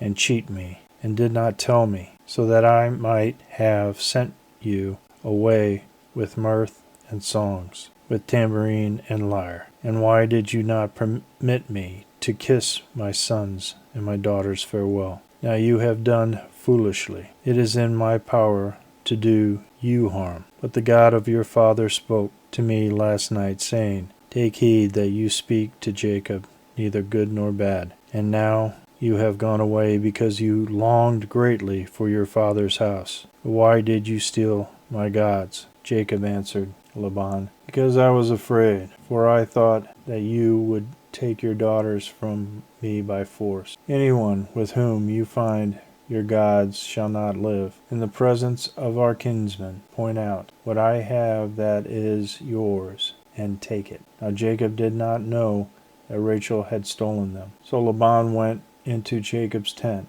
and into Leah's tent, and into the tent of the 2 maidservants, but he did not find them. And he went out of Leah's tent, and entered Rachel's. Now Rachel's had taken the household gods, and put them in a camel's saddle, and sat upon them. Laban felt all about the tent, but did not find them. And she said to her father, Let not my lord be angry, that I cannot rise before you, for the way of women is upon me. So he searched, but he did not find the household gods. Then Jacob became angry, and upbraided Laban. Jacob said to Laban, What is my offense? What is my sin, that you have hotly pursued me, although you have felt through all my goods? What have you found of all your household goods? Set it here before my kinsmen and your kinsmen, that they may decide between us 2. These 20 years I have been with you. Your ewes and your she-goats have not miscarried, and I have not eaten the rams of your flocks. That which was torn by wild beasts I did not bring to you. I bore the loss of it myself. Of my hand you required it, whether stolen by day or stolen by night. Thus I was. By day the heat consumed me, and the cold by night, and my sleep fled from my eyes. These 20 years I have been in your house. I served you 14 years for your 2 daughters, and 6 years for your flock, and you have changed my wages 10 times. If the God of my father, the God of Abraham, and the fear of Isaac had not been on my side, surely now you would have sent me away empty-handed. God saw my affliction and the labor of my hands, and rebuked you last night. Then Laban answered and said to Jacob, The daughters are my daughters, the children are my children, the flocks are my flock, and all that you see is mine. But what can I do this day to these my daughters, or to their children, whom they have borne? Come now, let us make a covenant, you and I, and let it be a witness between you and me. So Jacob took a stone and set it up as a pillar. And Jacob said to his kinsmen, Gather stones. And they took stones and made a heap, and they ate there by the heap. Laban called Jagar-Shadaturtha, but Jacob called it Gilead. Laban said, This heap is a witness between you and me today. Therefore he named it Gilead, and the pillar Mizpah. For he said, The Lord watch between you and me, when we are absent one from the other. If you ill-treat my daughters, or if you take wives besides my daughters, although no man is with us, remember, God is a witness between you and me. Then Laban said to Jacob, See this heap and the pillar which I have set between you and me. This heap is a witness, and the pillar is a witness, that I will not pass over this heap to you, and you will not pass over this heap and this pillar to me for harm. The God of Abraham, the God of Nahor, the God of their father, judge between us. So Jacob swore by the fear of his father Isaac, and Jacob offered a sacrifice on the mountain, and called his kinsmen to eat bread. And they ate bread, and tarried all night on the mountain. Early in the morning Laban arose and kissed his grandchildren and his daughters, and blessed them. Then he departed and returned home. Jacob went on his way, and the angels of God met him. And when Jacob saw them, he said, This is God's army. So he called the name of that place Mahanaim. And Jacob sent messengers before him to Esau, his brother, in the land of Seir, the country of Edom, instructing them, Thus you shall say to my lord Esau, Thus says your servant Jacob, I have sojourned with Laban, and stayed until now. And I have oxen, donkeys, flocks, menservants, and maidservants. And I have sent to tell my lord, in order that I may find favor in your sight. And the messengers returned to Jacob, saying, We came to your brother Esau, and he is coming to meet you, and 400 men with him. Then Jacob was greatly afraid and distressed, and he divided the people that were with him, and the flocks and the herds and camels, in 2 companies, thinking, If Esau comes to one company and destroys it, then the company which is left will escape. And Jacob said, O God of my father Abraham, and God of my father Isaac, O Lord, who said to me, Return to your country and to your kindred, and I will do you good. I am not worthy of the least of all the mercy and all of the faithfulness which you have shown to your servant. For with only my staff I crossed this Jordan, and now I have become 2 companies. Deliver me, I beg you, from the hand of my brother,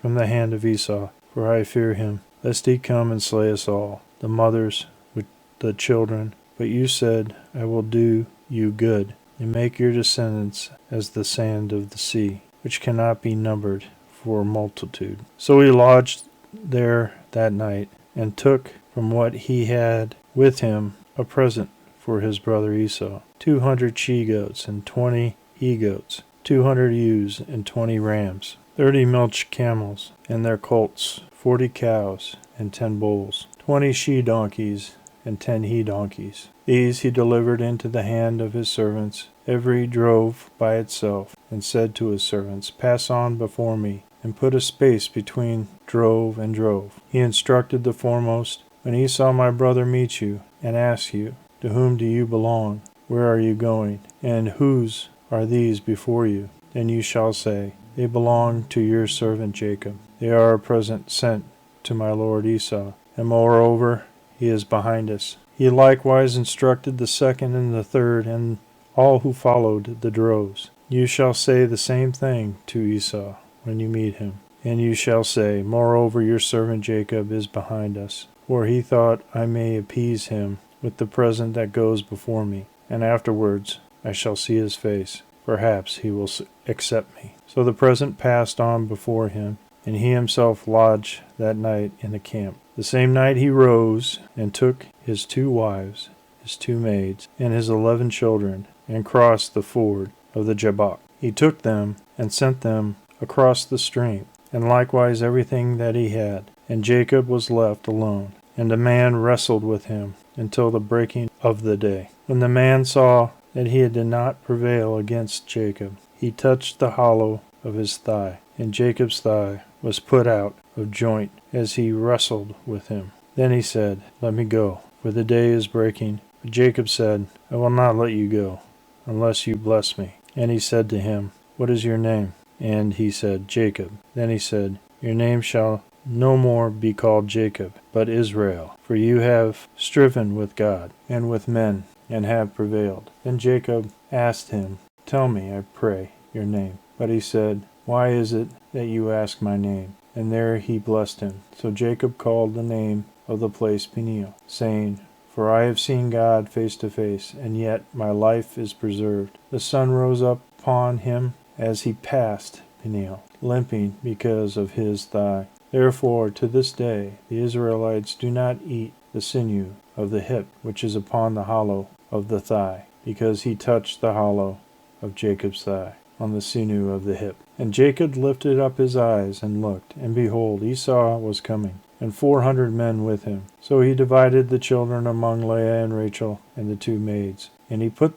the maids with their children in front, then Leah with her children, and Rachel and Joseph last of all. He himself went on before them, bowing himself to the ground 7 times, until he came near to his brother. But Esau ran to meet him, and embraced him, and fell on his neck, and kissed him, and they wept. And when Esau raised his eyes, and saw the women and children, he said, Who are these with you? Jacob said, The children whom God has graciously given your servant. Then the maids drew near, they and their children, and bowed down. Leah likewise and her children drew near and bowed down. And last Joseph and Rachel drew near, and they bowed down. Esau said, What do you mean by all this company which I met? Jacob answered, To find favor in the sight of my Lord. But Esau said, I have enough, my brother. Keep what you have for yourself. Jacob said, No, I beg you. If I have found favor in your sight, then accept my present from my hand. For truly to see your face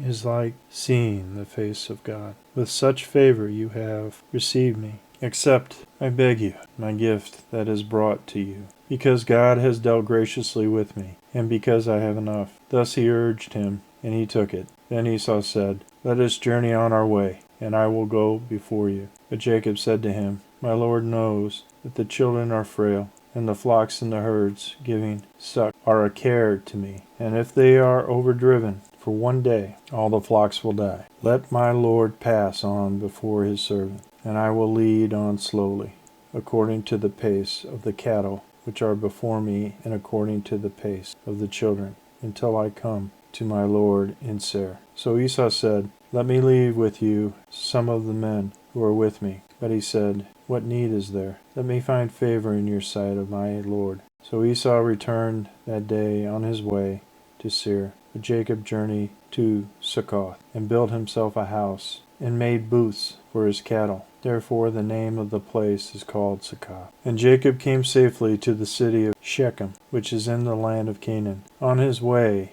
of Padan Aram. And he camped before the city. And from the sons of Hamor, Shechem's father, he bought for 100 pieces of money the piece of land on which he had pitched his tent. There he erected an altar and called it El Eloh Israel. Now Dinah, the daughter of Leah, whom she had borne to Jacob, went out to visit the women of the land. And when Shechem, the son of Hamor, the Hivite, the prince of the land, saw her, he seized her and lay with her and humbled her. And his soul was drawn to Dinah, the daughter of Jacob. He loved the maiden, and spoke tenderly to her. So Shechem spoke to his father Hamor, saying, Get me this maiden for my wife. Now Jacob heard that he had defiled his daughter Dinah, but his sons were with his cattle in the field.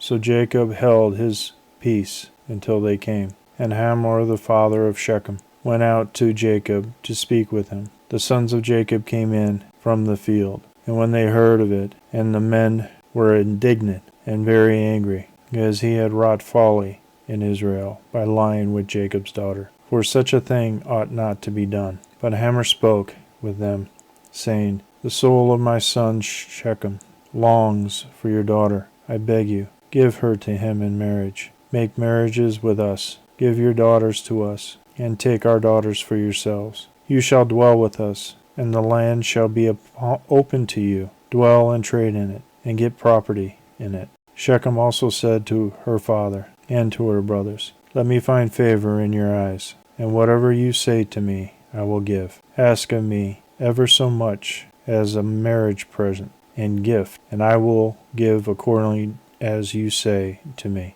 Only give me the maiden to be my wife. The sons of Jacob answered Shechem and his father Hamor deceitfully, because he had defiled their sister Dinah. They said to them, We cannot do this thing, to give our sister to one who is uncircumcised, for that would be a disgrace to us. Only on this condition will we consent to you, that you will become as we are, and every male of you to be circumcised. Then we will give our daughters to you, and we will take your daughters to ourselves, and we will dwell with you, and become one people. But if you will not listen to us, and be circumcised, then we will take our daughter, and we will be gone. The words pleased Hamor, and Hamor's son Shechem. And the young man did not delay to do the thing, because he had delight in Jacob's daughter. Now he was one of the most honored of all his family. So Hamor and his son Shechem came to the gate of the city and spoke to the men of their city, saying,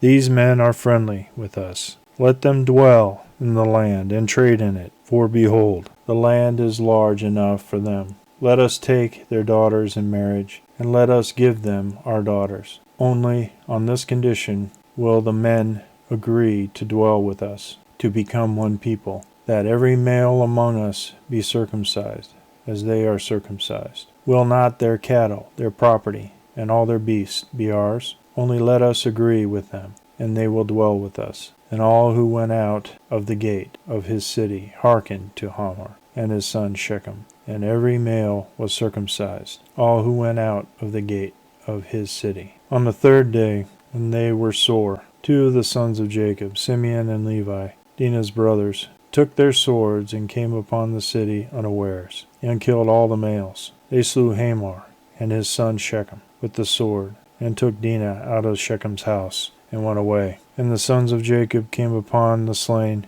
and plundered the city, because their sister had been defiled. They took their flocks and their herds, their donkeys, and whatever was in the city and in the field, all their wealth, all their little ones, and their wives, all that was in the houses, they captured and made their prey. Then Jacob said to Simeon and Levi, You have brought trouble on me by making me odious to the inhabitants of the land, the Canaanites and the Perizzites. My numbers are few, and if they gather themselves against me and attack me, I shall be destroyed, both I and my household. But they said, Should he treat our sister as a harlot? God said to Jacob, Arise, go up to Bethel, and dwell there, and make an altar to the God who appeared to you when you fled your brother Esau. So Jacob said to his household and to all who were with him, Put away the foreign gods that are among you, and purify yourselves, and change your garments. Then let us arise and go up to Bethel, that I make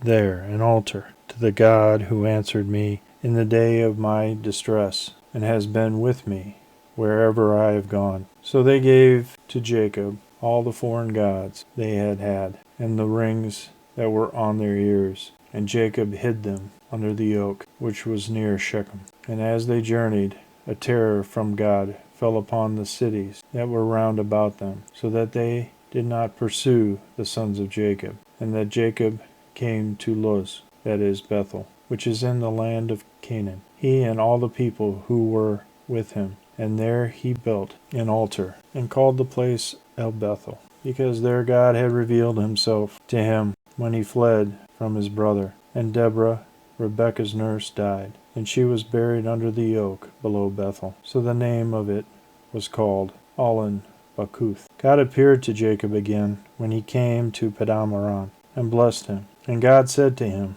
Your name is Jacob. No longer shall your name be called Jacob, but Israel shall be your name. So his name was called Israel. And God said to him, I am God Almighty. Be fruitful and multiply. A nation and a company of nations shall come from you, and kings shall spring from you. The land which I gave to Abraham and Isaac I will give to you, and I will give you the land to your descendants after you. Then God went up from him in the place where he had spoken with him, and Jacob set up a pillar in the place where he had spoken with him, a pillar of stone, and he poured out a drink of offering on it, and poured oil on it. So Jacob called the name of the place where God had spoken with him Bethel. Then they journeyed from Bethel, and when they were still some distance from Ephrath, Rachel went into labor, and she had hard labor. And when she was in her hard labor, the midwife said to her, Fear not, for now you will have another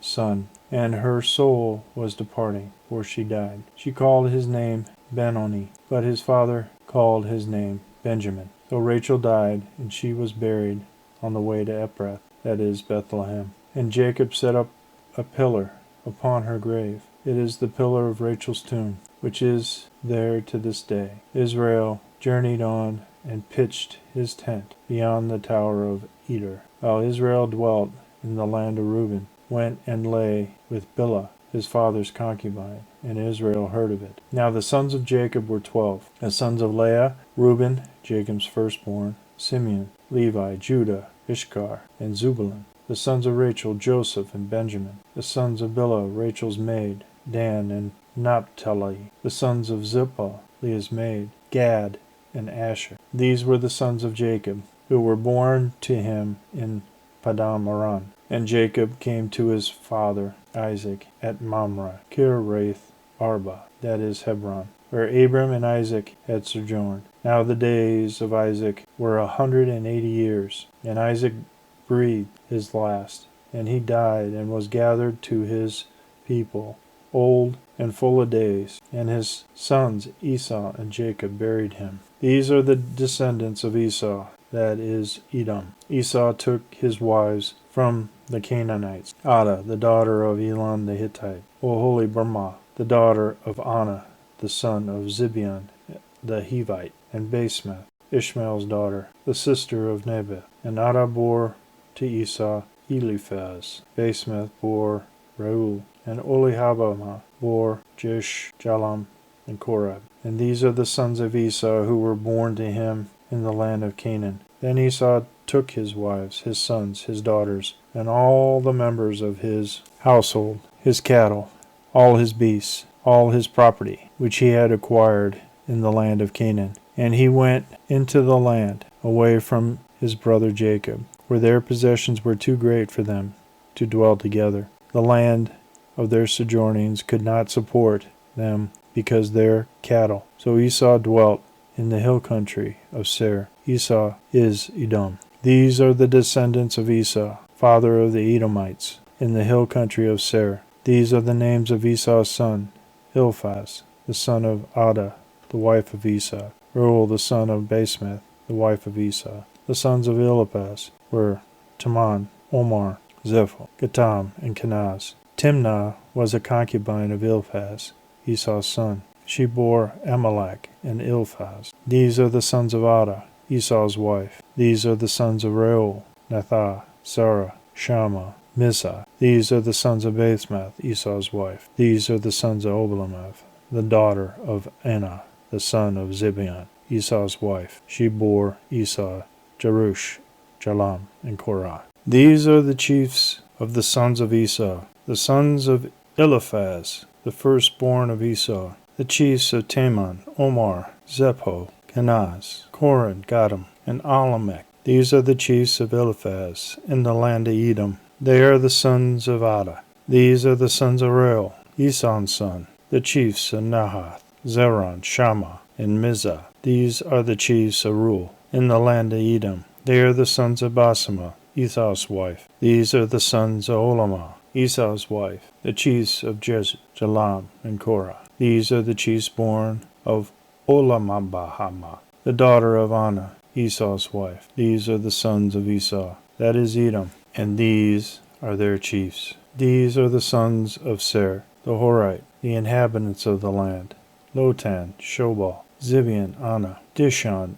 Ezer, and Dishon. These are the chiefs of the Horites, the son of Seir in the land of Edom. The sons of Lotan were Hori and Heman, and Lotan's sister was Timnah. These are the sons of Shobal: Alvan, Manahath, Ebel, Shepo, and Onam. These are the sons of Zibeon, Ai, and Anah. He is Anah who has found the hot springs in the wilderness, as he pastured the donkeys of Zibeon his father. These are the children of Anah, Dishon, and Oholibamah, the daughter of Anah. These are the sons of Dishon: Hemdan, Eshban, Ithron, and Cheran.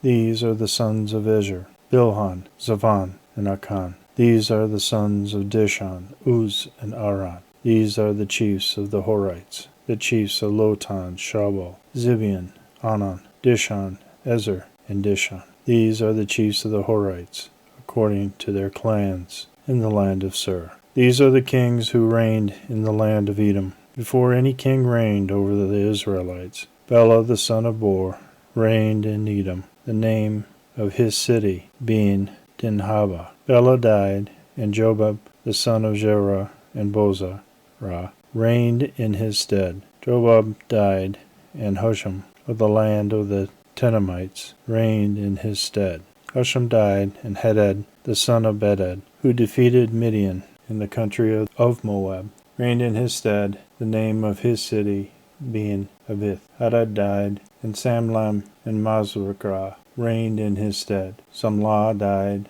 and Shaul and Rehoboth on the Euphrates reigned in his stead. Shaul died, and Baal-Hanan the son of Akbar reigned in his stead. Baal-Hanan the son of Akbar died, and Harar reigned in his stead, the name in his city being Pau. His wife's name was Mehetabel, the daughter of Matred, daughter of Mazabah. These are the names of the chiefs of Esau, according to their families and their dwelling places, by their names of the chiefs: Tinma, Alva, Jetheth, Holihabamah, Allah, Pinon, Kenaz, Timon, Mibzar, Magdiel, and Iram. These are the chiefs of Edom, that is Esau the father of Edom, according to their dwelling places in the land of their possession. Jacob dwelt in the land of his father's sojournings, in the land of Canaan. This is the history of the family of Jacob. Joseph, being 17 years old, was shepherding a flock with his brothers. He was a lad with the sons of Bilhah and Zilpah, his father's wives. And Joseph brought an ill report of them to their father.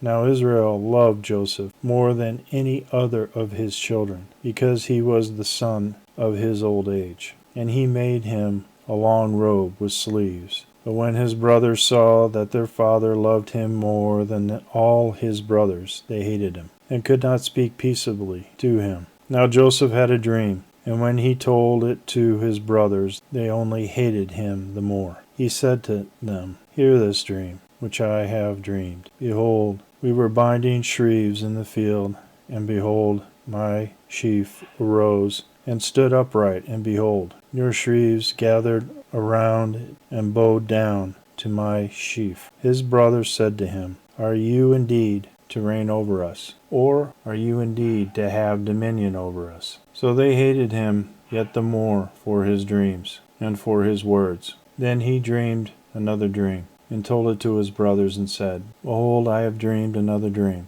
and behold, the sun, the moon, and 11 stars were bowing down to me." But when he told it to his father and to his brothers, his father rebuked him, and said to him, "What is this dream that you have dreamed? Shall I and your mother and your brothers indeed come to bow ourselves to the ground before you?" And his brothers were jealous of him. But his father kept the saying in mind. Now his brothers went to pasture their father's flock near Shechem. And Israel said to Joseph, "Are not your brothers pasturing the flock at Shechem? Come, I will send you to them." And he said to him, "Here I am." So he said to him, "Go now, see if it is well with your brothers and with the flock, and bring me word again." So he sent him from the valley of Hebron, and he came to Shechem. And the man found him wandering in the fields.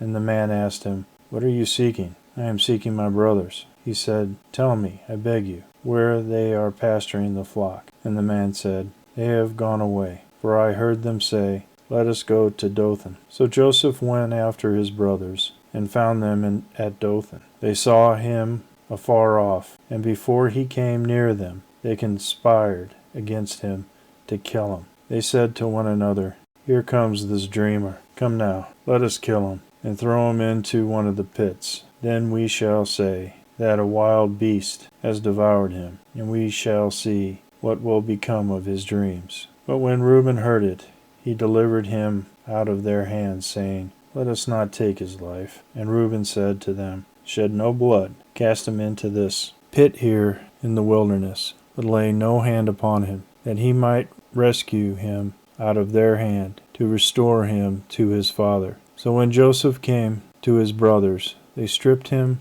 of his robe, the long robe with sleeves that he wore, and they took him and cast him into the pit. The pit was empty. There was no water in it, Then they sat down to eat, and looking up, they saw a caravan of Ishmaelites coming from Gilead, with their camels bearing gum, balm, and myrrh, on their way to carry it down to Egypt. Then Judah said to his brothers, What profit is it if we slay our brother and conceal his blood? Come, let us sell him to the Ishmaelites, and let not our hand be upon him, for he is our brother, our own flesh. And his brothers heeded him. Then the Midianite traders passed by, and they drew Joseph up and lifted him out of the pit, and sold him to the Ishmaelites for 20 shekels of silver. And they took Joseph to Egypt. When Reuben returned to the pit, and saw that Joseph was not in the pit, he tore his clothes and returned to his brothers and said,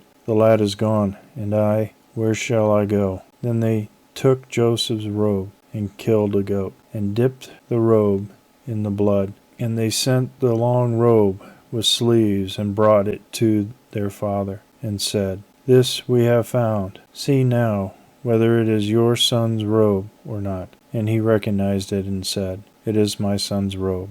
A wild beast has devoured him. Joseph is without doubt torn to pieces. Then Jacob tore his garments, and put sackcloth upon his loins, and mourned for his son many days. All his sons and all his daughters rose up to comfort him, but he refused to be comforted, and said, No, I shall go down to Sheol to my son, mourning. Thus his father wept for him. Meanwhile the Midianites had sold him in Egypt to Potiphar, an officer of Pharaoh, the captain of the guard. It happened at the time that Judah went down from his brothers, and turned into a certain Adullamite, whose name was Hira. There Judah saw the daughter of a certain Canaanite, whose name was Shua. He married her, and went into her, and she conceived and bore a son, and he called his name Again she conceived and bore a son, and she called his name Onan.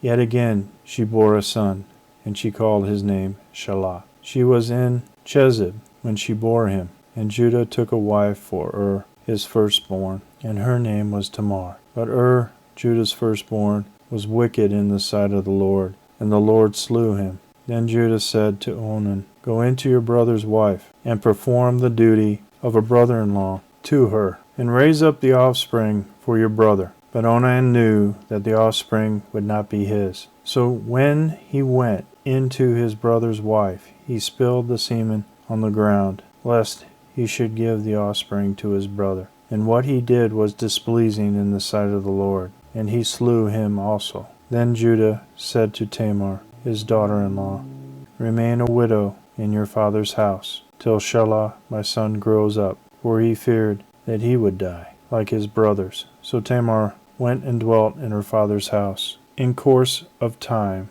the wife of Judah, Shua's daughter, died. And when Judah was comforted, he went up to Timnah, to his sheep shearers, he and his friend Hira the Adullamite. And then Tamar was told, Your father-in-law is going up to Timnah to shear his sheep. He put off her widow's garments and put on a veil, wrapping herself up, and sat at the entrance of Enon, which is on the road to Timnah. For she saw that Shelah was grown up, and she had not been given to him in marriage. When Judah saw her, he thought her to be a harlot, for she had covered her face. He went over to her at the road and said, Come, let me come in to you. For he did not know that she was his daughter-in-law. She said, What will you give me, that you may come in to me? He answered, I will send you a kid from the flock. And she said, Will you give me a pledge till you send it? He said, What pledge shall I give you? She replied,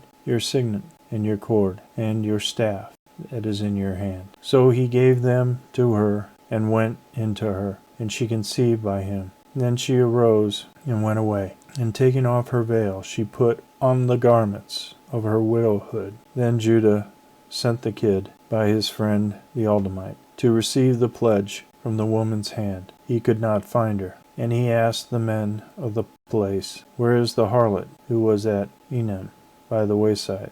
And they said, No harlot has been here. So he returned to Judah and said, I have not found her. And also the men of the place said, No harlot has been here. And Judah replied, Let her keep the things as her own, lest we be laughed at. You see, I sent this kid, and you could not find her. About 3 months later, Judah was told, Tamar, your daughter-in-law, has played the harlot, and moreover, she is with child by harlotry. And Judah said, Bring her out, and let her be burned. As she was being brought out, she sent word to her father-in-law by the man to whom these belong, I am with child. And she said, Mark, I beg you, whose these are, the signet and the cord and the staff. Then Judah acknowledged them, and said, She is more righteous than I, inasmuch as I did not give her to my son Shelah, and he did not lie with her again. When the time of her delivery came, there were twins in her womb. And when she was in labor, one put out a hand, and the midwife took and bound on his hand a scarlet thread, saying, This came out first. But as he drew back his hand, behold, his brother came out. And she said, What a breach you have made for yourself. Therefore his name was called Perez. Afterward his brother came out with the scarlet thread upon his hand, and his name was called Zerah. Now Joseph was taken down to Egypt, and Potiphar, an officer of Pharaoh, the captain of the guard, an Egyptian, brought him from the Ishmaelites, who had brought him down there. The Lord was with Joseph, and he became a successful man, and he was in the house of his master, the Egyptian. And his master saw that the Lord was with him, and that the Lord caused all that he did to prosper in his hands. So Joseph found favor in his sight, and attended him. And he made him overseer of his house, and put him in charge of all that he had. From the time that he made him overseer in his house, and over all that he had, the Lord blessed the Egyptian's house, for Joseph's sake. The blessing of the Lord was upon all that he had, in the house and field. So he left all that he had in Joseph's charge. And having him, he had no concern for anything but the food which he ate. Now Joseph was handsome and good-looking, and after a time his master's wife cast her eyes upon Joseph, and said, Lie with me. But he refused, and said to his master's wife, Behold, having me, my master has no concern about anything in the house, and he has put everything that he has in my hand. He is not greater in this house than I am, nor has he kept back anything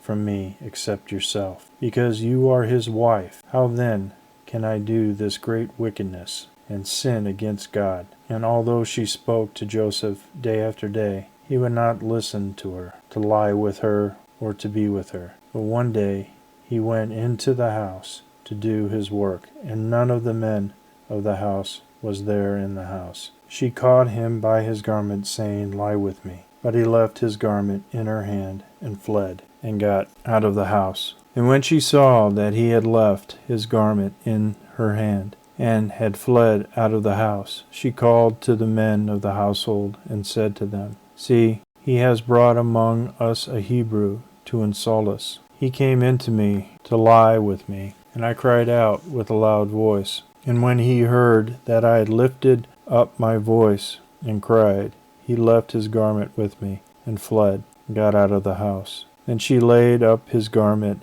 by her until his master came home. And she told him the same story, saying, The Hebrew servant whom you have brought among us came in to me to insult me. But as soon as I lifted up my voice and cried, he left his garment with me and fled out of the house. When his master heard the words which his wife spoke to him, This is the way your servant treated me, his anger was kindled. And Joseph's master took him and put him into the prison, the place where the king's prisoners were confined. And he was there in prison. But the Lord was with Joseph, and showed him mercy, and gave him favor in the sight of the keeper of the prison. And the keeper of the prison committed to Joseph's care all the prisoners who were in the prison, and whatever was done there, he was the doer of it. The keeper of the prison paid no heed to anything that was in Joseph's care, because the Lord was with him,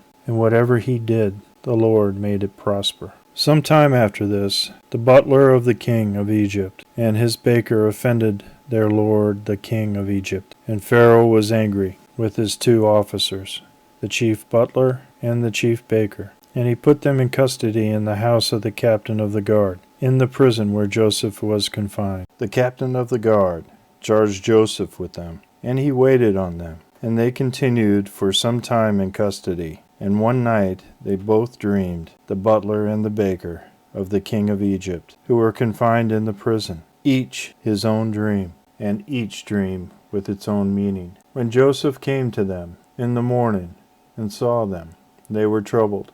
So he asked Pharaoh's officers, who were with him in custody in his master's house, "Why are your faces downcast today?" They said to him, "We have had dreams, and there is no one to interpret them." And Joseph said to them, "Do not interpretations belong to God? Tell them to me, I beg you." So the chief butler told his dreams to Joseph, and said to him, "In my dream there was a vine before me, and on the vine there were 3 branches. As soon as it budded, its blossoms shot forth, and the clusters ripened into grapes. Pharaoh's cup was in my hand, and I took the grapes, and pressed them into Pharaoh's cup, and placed the cup in Pharaoh's hand." Then Joseph said to him, "This is its interpretation. The 3 branches are 3 days. Within 3 days Pharaoh will lift up your head and restore you to your office, and you shall place Pharaoh's cup in his hand as formerly, when you were his butler. But remember me when it is well with you, and do me the kindness, I beg you, to make mention of me to Pharaoh, and so get me out of this house. For I was indeed stolen out of the land of the Hebrews. And here also I have done nothing that they should put me into the dungeon." When the chief baker saw that the interpretation was favorable, he said to Joseph, "I also had a dream. There were 3 cake baskets on my head, and in the uppermost basket there were all sorts of baked food for Pharaoh. But the birds were eating it out of the basket on my head." And Joseph answered, "This is its interpretation. The 3 baskets are 3 days. Within 3 days Pharaoh will lift up your head from you and hang you on a tree, and the birds will eat the flesh from you." On the 3rd day, which was Pharaoh's birthday, he made a feast for all his servants, and lifted up the head of the chief butler and the head of the chief baker among his servants. He restored the chief butler to his butlership, and he placed the cup in Pharaoh's hand. But he hanged the chief baker as Joseph had interpreted to them. Yet the chief butler did not remember Joseph, but forgot him. After 2 whole years, Pharaoh dreamed that he was standing by the Nile, and behold, there came up out of the Nile 7 cows, sleek and fat, and they fed in the reed grass. And behold, 7 other cows, gaunt and thin, came out of the Nile after them, and stood by the other cows on the bank of the Nile. And the gaunt and thin cows ate up the 7 sleek and fat cows. And Pharaoh awoke, and he fell asleep, and dreamed a second time. And behold, 7 ears of grain, plump and good, were growing on one stalk. And behold, after them sprouted 7 ears, thin and blighted by the east wind. And the thin ears swallowed up the 7 plump and full ears. And Pharaoh awoke, and behold, it was a dream. So in the morning his spirit was troubled, and he sent and called for all the magicians of Egypt, and all its wise men. And Pharaoh told them his dream, but there was none who could interpret it to Pharaoh. Then the chief butler said to Pharaoh, "I remember my faults today, when Pharaoh was angry with his servants, and put me and the chief baker in custody in the house of the captain of the guard. We dreamed on the same night, he and I, each having a dream with its own meaning. A young Hebrew was there with us, a servant of the captain of the guard, and when we told him, he interpreted our dreams to us, giving an interpretation to each man according to his dream. And as he interpreted to us, so it came to pass. I was restored to my office, and the baker was hanged." Then Pharaoh sent and called Joseph, and they brought him hastily out of the dungeon. And when he had shaved himself and changed his clothes, he came in before Pharaoh. And Pharaoh said to Joseph, "I have had a dream, and there is no one who can interpret it. And I have heard it said of you, that when you hear a dream, you can interpret it. Joseph answered, Pharaoh, it is not in me. God will give Pharaoh a favorable answer. Then Pharaoh said to Joseph, Behold, in my dream, I was standing on the banks of the Nile, and 7 cows, fat and sleek, came up out of the Nile, and fed in the reed grass. And 7 other cows came up after them, poor and very gaunt and thin, such as I had never seen in all the land of Egypt. And the thin and gaunt cows ate up the first 7 fat cows. But when they had eaten them, no one would have known that they had eaten them, for they were still as gaunt as at the beginning. Then I awoke. I also saw in my dream 7 ears growing on one stalk, full and good, and 7 ears withered, thin, and blighted by the east wind, sprouted after them. And the thin ears swallowed up the 7 good ears, and I told it to the magicians. But there was no one who could explain it to me. Then Joseph said to Pharaoh, The dream of Pharaoh is one. God has revealed to Pharaoh what he is about to do. The 7 good cows are 7 years, and the 7 good ears are 7 years. The dream is one. The 7 lean and gaunt cows that came up after them are 7 years, and the 7 empty ears blighted by the east wind are also 7 years of famine. It is, as I told Pharaoh, God has shown to Pharaoh what he is about to do. There will come 7 years of great plenty throughout all the land of Egypt, but after them there will arise 7 years of famine, and all the plenty will be forgotten in the land of Egypt. The famine will consume the land, and the plenty will be unknown in the land by reason of that famine which will follow, for it will be very grievous.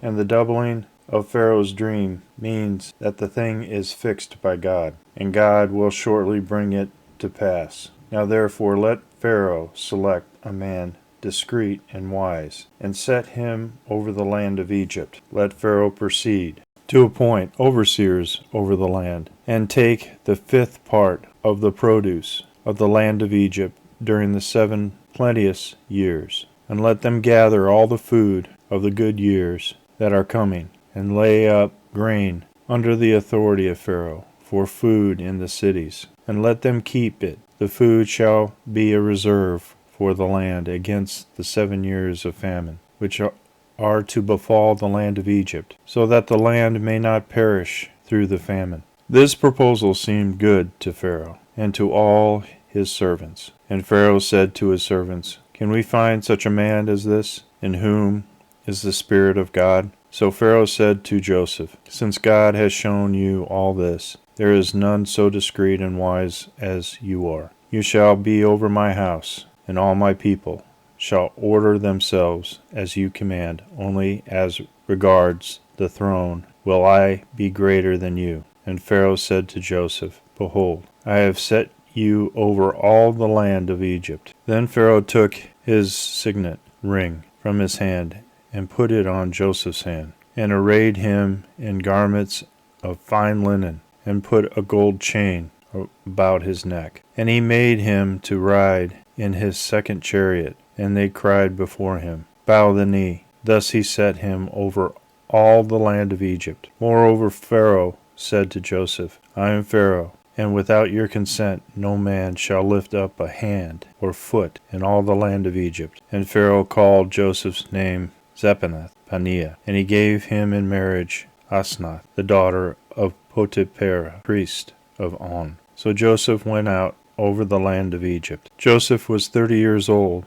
when he entered the service of Pharaoh, king of Egypt. And Joseph went out from the presence of Pharaoh, and went through all the land of Egypt. During the 7 plenteous years the earth brought forth abundantly, and he gathered up all the food of the 7 years, when there was plenty in the land of Egypt, and stored up food in the cities. He stored up in every city the food from the fields around it. And Joseph stored up grain in great abundance, like the sand of the sea, until he ceased to measure it, for it could not be measured. Before the year of famine came, Joseph had 2 sons, whom Asenath, the daughter of Potiphera, priest of On, bore to him. Joseph called the name of the firstborn, Manasseh. For he said, God has made me forget all my hardship and all my father's house. The name of the second he called Ephraim, for God has made me fruitful in the land of my affliction.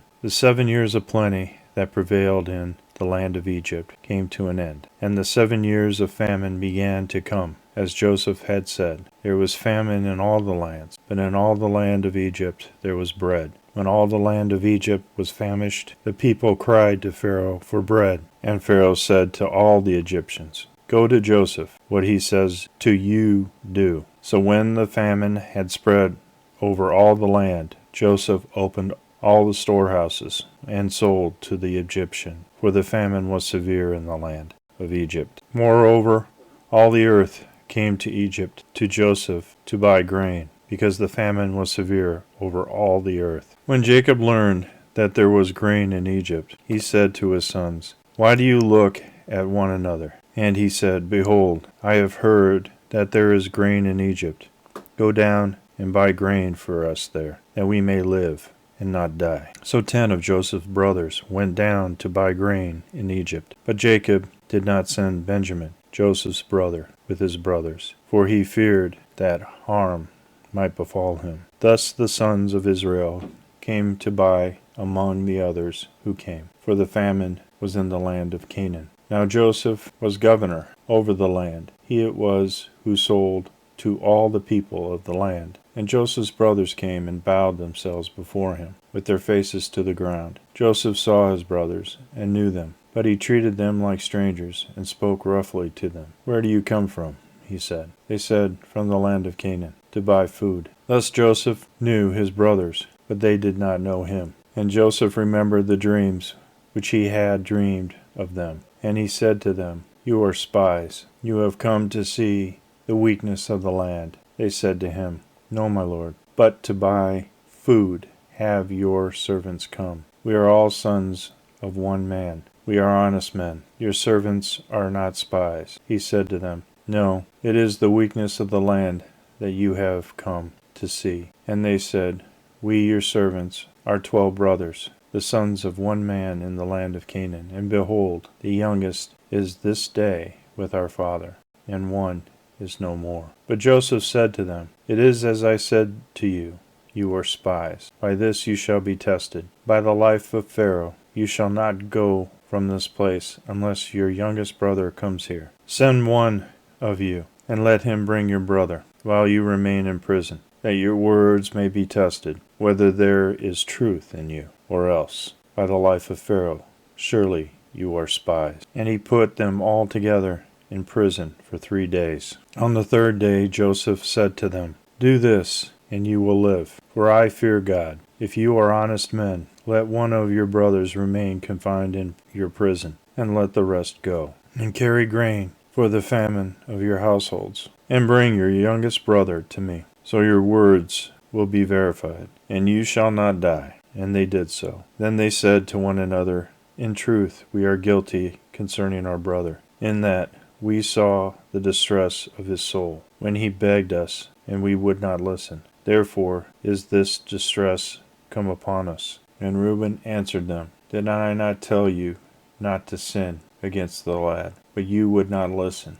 So now there comes a reckoning for his blood. They did not know Joseph understood them, for there was an interpreter between them. Then he turned away from them and wept, and he returned to them and spoke to them. And he took Simeon from them, and bound him before their eyes. And Joseph gave orders to fill their bags with grain, and to replace every man's money in his sack, and to give them provisions for their journey. This was done for them. Then they loaded their donkeys with their grain, and departed. And as one of them opened his sack to give his donkey food at the lodging place, he saw his money in the mouth of his sack. And he said to his brothers, My money has been put back. Here it is in the mouth of my sack. At this their hearts failed them, and they turned trembling to one another, saying, What is this that God has done to us? When they came to Jacob their father in the land of Canaan, they told him all that had befallen them, saying, The man, the lord of the land, spoke roughly to us, and took us to be spies of the land. But we said to him, We are honest men, we are not spies. We are 12 brothers, sons of our father. One is no more, and the youngest is this day with our father in the land of Canaan. Then the man, the Lord of the land, said to us, By this I shall know that you are honest men. Leave one of your brothers with me, and take grain for the famine of your households, and go your way. Bring your youngest brother to me, then I shall know that you are not spies, but honest men. And I will deliver to you your brother, and you shall trade in the land. As they emptied their sacks, behold, every man's bundle of money was in his sack. And when their father saw the bundles of money, they were dismayed. And Jacob their father said to them, You have bereaved me of my children. Joseph is no more, and Simeon is no more. And now you would take Benjamin. All this has come upon me. Then Reuben said to his father, Slay my 2 sons, if I do not bring him back to you. Put him in my hands, and I will bring him back to you. But he said, My son shall not go down with you, for his brother is dead, and he only is left. If harm should befall him on the journey that you are to make, you would bring down my gray hairs with sorrow to Sheol. Now the famine was severe in the land, and when they had eaten the grain which they had brought from Egypt, their father said to them, Go again, buy us a little food. But Judah said to him, The man solemnly warned us, saying, You shall not see my face unless your brother is with you. If you will send our brother with us, we will go down and buy you food. But if you will not send him, we will not go down. For the man said to us, You shall not see my face unless your brother is with you. Israel said, Why did you treat me so ill as to tell the man that you had another brother? They replied, The man questioned us carefully about ourselves and our kindred, saying, Is your father still alive? Have you another brother? What we told him was in answer to these questions. Could we in any way know that he would say, Bring your brother down? And Judah said to Israel his father, Send the lad with me, and we will arise and go, that we may live and not die, both we and you, and also our little ones. I will be surety for him. Of my hand you shall require him. If I do not bring him back to you, and set him before you, then let me bear the blame forever. For if we had not delayed, we would now have returned twice. Then their father Israel said to them, If it must be so, then do this. Take some of the choice fruits of the land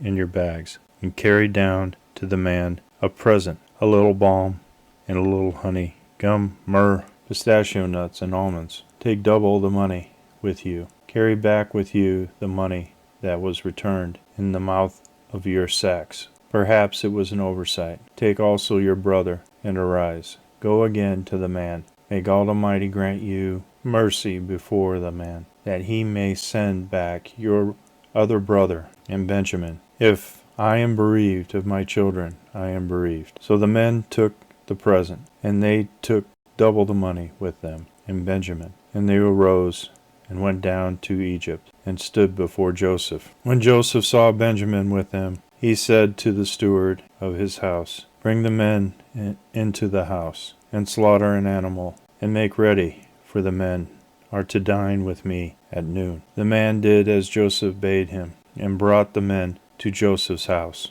And the men were afraid, because they were brought to Joseph's house. And they said, It is because of the money, which was replaced in our sacks the first time, that we are brought in, so that he may seek occasion against us, and fall upon us, to make slaves of us, and seize our donkeys. So they went up to the steward of Joseph's house, and spoke with him at the door of the house, and said, O my lord, we came down the first time to buy food, and when we came to the lodging place, we opened our sacks, and there was every man's money in the mouth of his sack, our money in full weight. So we have brought it again with us, and we have brought other money down in our hand to buy food. We do not know who put our money in our sacks, he replied. Rest assured, do not be afraid. Your God and the God of your father must have put treasure in your sacks for you. I received your money. Then he brought Simeon out to them. And when the man had brought the men into Joseph's house, and given them water, and they had washed their feet, and when he had given their donkeys food, they made ready the present for Joseph's coming at noon, for they heard that they should eat bread there. When Joseph came home, they brought into the house to him the present which they had with him, and bowed down to him to the ground. And he inquired about their welfare, and said, Is your father well? The old man of whom you spoke, is he still alive? They said, Your servant, our father, is well. He is still alive. And they bowed their heads and made obeisance. And he lifted up his eyes,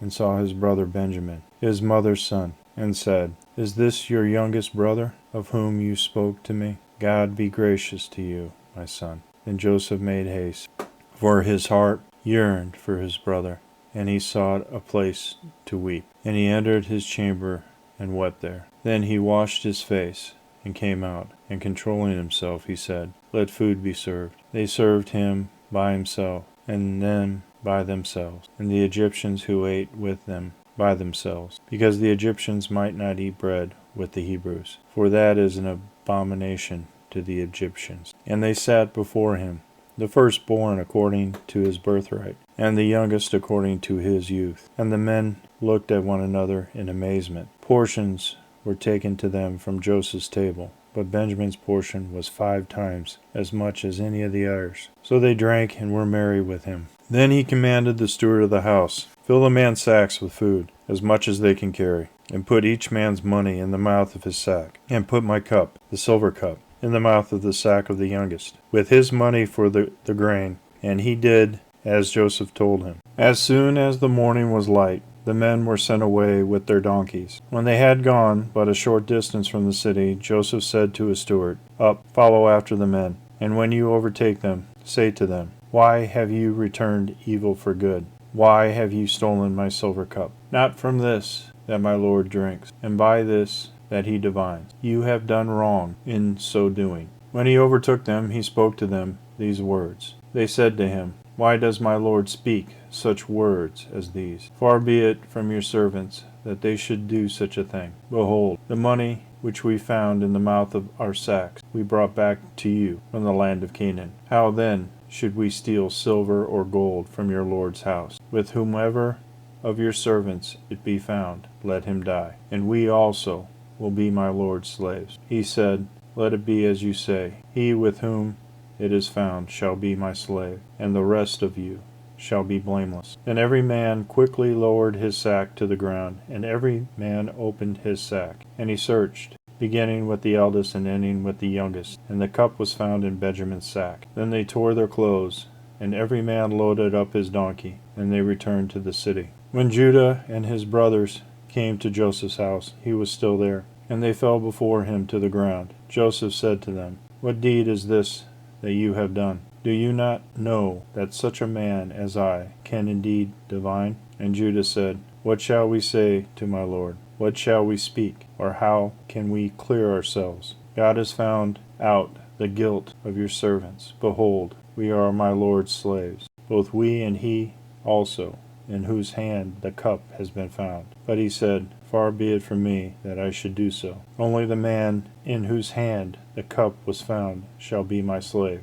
But as for you, go up in peace to your father. Then Judah went up to him and said, O my Lord, let your servant, I beg you, speak a word in my Lord's ears, and let not your anger burn against your servant. For you are like Pharaoh himself. My Lord asked his servants, saying, Have you a father or a brother? And we said to my Lord, We have a father, an old man, and a young brother, the child of his old age, and his brother is dead, and he alone is left of his mother's children, and his father loves him. Then you said to your servants, Bring him down to me, that I may set my eyes upon him. We said to my Lord, The lad cannot leave his father, for if he should leave his father would die. Then you said to your servants, Unless your youngest brother comes down with you, you shall see my face no more. When we went back to your servant my father, we told him the words of my Lord. And when our father said, Go again,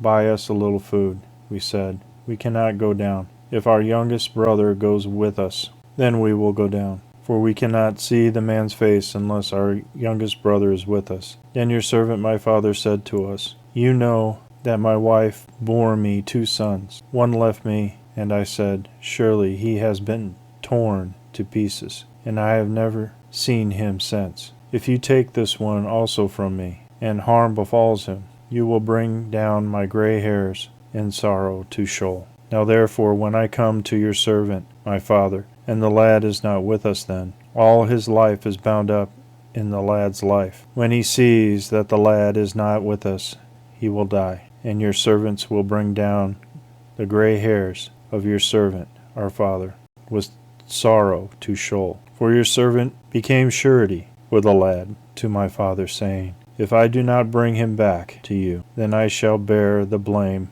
in the sight of my father all my life. Now therefore, let your servant, I beg you, remain instead of the lad, as a slave to my lord, and let the lad go back with his brothers. For how can I go back to my father if the lad is not with me? I fear to see the evil that would come upon my father. Then Joseph could not control himself before all those who stood by him, and he cried, Make everyone go out from me. So no one stayed with him when Joseph made himself known to his brothers. And he wept aloud, so that the Egyptians heard it, and the household of Pharaoh heard it. And Joseph said to his brothers, I am Joseph. Is my father still alive? But his brothers could not answer him, for they were dismayed at his presence. So Joseph said to his brothers, Come near to me, I beg you. And they came near. And he said, I am your brother Joseph, whom you sold into Egypt. And now do not be distressed or angry with yourselves,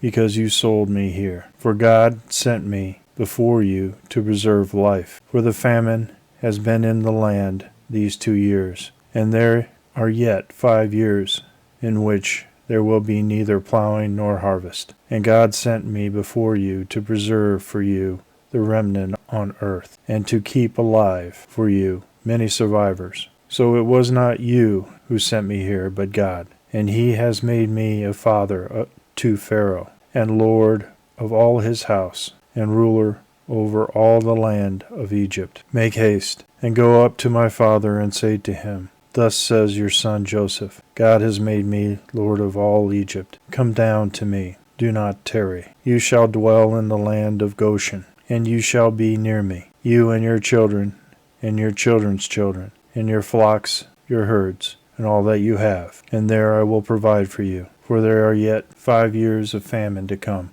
lest you and your household, and all that you have, come to poverty. And now your eyes see, and the eyes of my brother Benjamin see. That is my mouth that speaks to you. You must tell my father of all my splendor in Egypt, and of all that you have seen. Make haste, and bring my father down here. Then he fell upon his brother's Benjamin's neck, and wept. Benjamin wept on his neck, and he kissed all his brothers, and wept upon them. And after that his brothers talked with him. When the report was heard in Pharaoh's house, Joseph's brothers have come. It pleased Pharaoh and his servants well. And Pharaoh said to Joseph, Say to your brothers, Do this. Load your beasts, and go back to the land of Canaan, and take your father and your households, and come to me. And I will give you the best of the land of Egypt, and you shall eat the fat of the land. Command them also, Do this. Take wagons from the land of Egypt, for your little ones and for your wives, and bring your father and come. Give no thought to your goods, for the best of all the land of Egypt is yours. The sons of Israel did so, and Joseph gave them wagons according to the command of Pharaoh, and gave them provisions for their journey. To each and all of them he gave festal garments, but to Benjamin he gave 300 shekels of silver, and 5 festal garments. To his father he sent as follows: 10 donkeys, loaded with the goods of Egypt, and 10 she-donkeys, loaded with grain, bread, and provisions for his father on the journey. Then he sent his brothers away, and as they departed, he said to them, Do not quarrel on the way. They went up out of Egypt, and came to the land of Canaan, to their father Jacob. And they told him, Joseph is still alive, and he is ruler over all the land of Egypt. And his heart fainted, for he did not believe them. But when they told him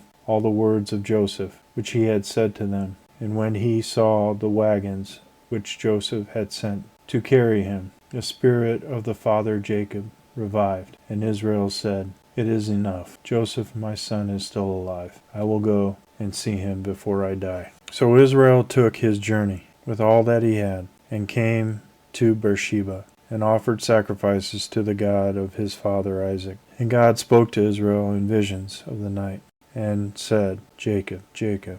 And he said, "Here am I." Then he said, "I am God, the God of your father. Do not be afraid to go down to Egypt, for I will there make of you a great nation. I will go down with you to Egypt, and I will also bring you up again, and Joseph's hand shall close your eyes." Then Jacob set out from Beersheba, and the sons of Israel carried Jacob their father, their little ones, and their wives, in the wagons which Pharaoh had sent to carry him. They also took their cattle and their goods, which they had gained in the land of Canaan, and came into Egypt. Jacob and all his offspring with him, his sons and his sons' sons with him, his daughters and his sons' daughters, all his offspring he brought with him into Egypt. Now these are the names of the descendants of Israel who came into Egypt: Jacob and his sons, Reuben, Jacob's firstborn, and the sons of Reuben, Hanok, Palu, Hezron, and Carmi. And the sons of Simeon, Jemuel, Jenin, Ohad, Jachin, Zohar, and Shaul, the son of a Canaanite woman. The sons of Levi, Gershon, Kohath, Merari. The sons of Judah, Onan, Shelah, Perez, and Zerah. But and Onan died in the land of Canaan. And the sons of Perez were Hezron and Hamul. The sons of Issachar, Tola, Puvah, Ab, and Shimron. The sons of Zebulun, Zered, Elon, and Jahiel. These are the sons of Leah, whom she bore to Jacob in Padanaram, together with his daughter Dinah. Altogether his sons and his daughters numbered 33. The sons of Gad, Ziphion, Hagi, Shuni, Heshbon, Eri, Rodi, and Arali. The sons of Asher, Inma, Ishva, Ishvi, Beriah, and Sarah, their sister. And the sons of Beriah, Heber, Malchiel. These are the sons of Ziphlah, whom Laban gave to Leah his daughter, and these she bore to Jacob. 16 persons. Sons of Rachel, Jacob's wife, Joseph and Benjamin. And to Joseph in the land of Egypt were born Manasseh and Ephraim, and Asenath, the daughter of Potiphera, the priest of On, bore to him. And the sons of Benjamin, Bela, Becher, Ashbel, Gera, Namnan, Ehi, Rosh, Mupin, Hupin, and Ard. These are the sons of Rachel, who were born to Jacob, 14 persons in all. The sons of Dan, Husham. The sons of Naphtali, Jaziel, Guni, Jezer, and Shalom. These are the sons of Bilhah, whom Laban gave to Rachel his daughter, and these she bore to Jacob, 7 persons in all. All the persons belonging to Jacob who came into Egypt, who were his own offspring, not including Jacob's sons' wives, were 66 persons in all. And the sons of Joseph, who were born to him in Egypt, were 2. All the persons of the house of Jacob that came into Egypt were 70. He sent Judah before him to Joseph to appear before him in Goshen, and they came into the land of Goshen. Then Joseph made ready his chariot, and went up to meet Israel his father in Goshen. And he presented himself to him, and fell on his neck, and wept on his neck a good while. Israel said to Joseph, "Now let me die, since I have seen your face, and know that you are still alive." Joseph said to his brothers and to his father's household, "I will go up and tell Pharaoh, and will say to him, My brothers and my father's household, who were in the land of Canaan, have come to me, and the men are shepherds, for they have been keepers of cattle, and they have brought their flocks and their herds, and all that they have. When Pharaoh calls you and says, What is your occupation? You shall say, Your servants have been keepers of cattle, from our youth even until now, both we and our fathers, in order that you may dwell in the land of Goshen. For every shepherd is an abomination to the Egyptians." So Joseph went in and told Pharaoh, "My father and my brothers, their flocks and herds, and all that they possess, have come from the land of Canaan. They are now in the land of Goshen." And from among his brothers he took 5 men, and presented them to Pharaoh. Pharaoh said to his brothers, "What is your occupation?" And they said to Pharaoh, "Your servants are shepherds, as our fathers were." They said to Pharaoh, "We have come to sojourn in the land, for there is no pasture for your servants' flocks, for the famine is severe in the land of Canaan. And now we pray you, let your servants dwell in the land of Goshen." Then Pharaoh said to Joseph, "Your father and your brothers have come to you. The land of Egypt is before you. Settle your father and your brothers in the best of the land. Let them dwell in the land of Goshen. And if you know any able men among them, put them in charge of my cattle." Then Joseph brought in Jacob, his father, and set him before Pharaoh. And Jacob blessed Pharaoh. And Pharaoh said to Jacob, "How many are the days of years of your life?" And Jacob said to Pharaoh, "The days of the years of my sojourning are 130 years. Few and evil have been the days of the years of my life, and they have not attained to the days of the years of the life of my fathers in the days of their sojourning." And Jacob blessed Pharaoh, and went out from the presence of Pharaoh. Then Joseph settled his father and his brothers, and gave them a possession in the land of Egypt, in the best of the land, in the land of Ramses, as Pharaoh had commanded. And Joseph provided his father, his brothers, and all his father's household with food according to the number of their dependents. Now there was no food in all the land, for the famine was very severe, so that the land of Egypt and the land of Canaan languished by reason of the famine. And Joseph gathered up all the money that was found in the land of Egypt and in the land of Canaan, for the grain which they bought. And Joseph bought the money into Pharaoh's house. And when the money was all spent in the land of Egypt and in the land of Canaan, all the Egyptians came to Joseph and said, "Give us food. Why should we die before your eyes?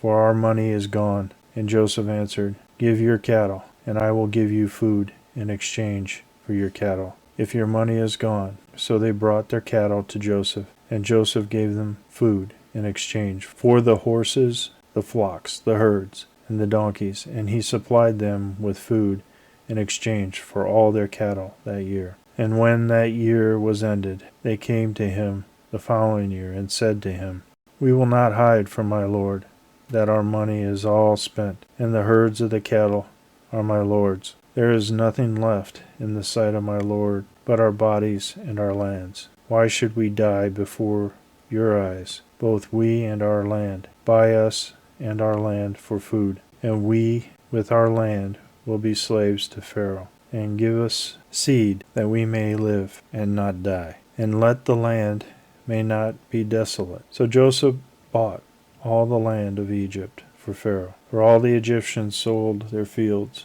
because the famine was severe upon them.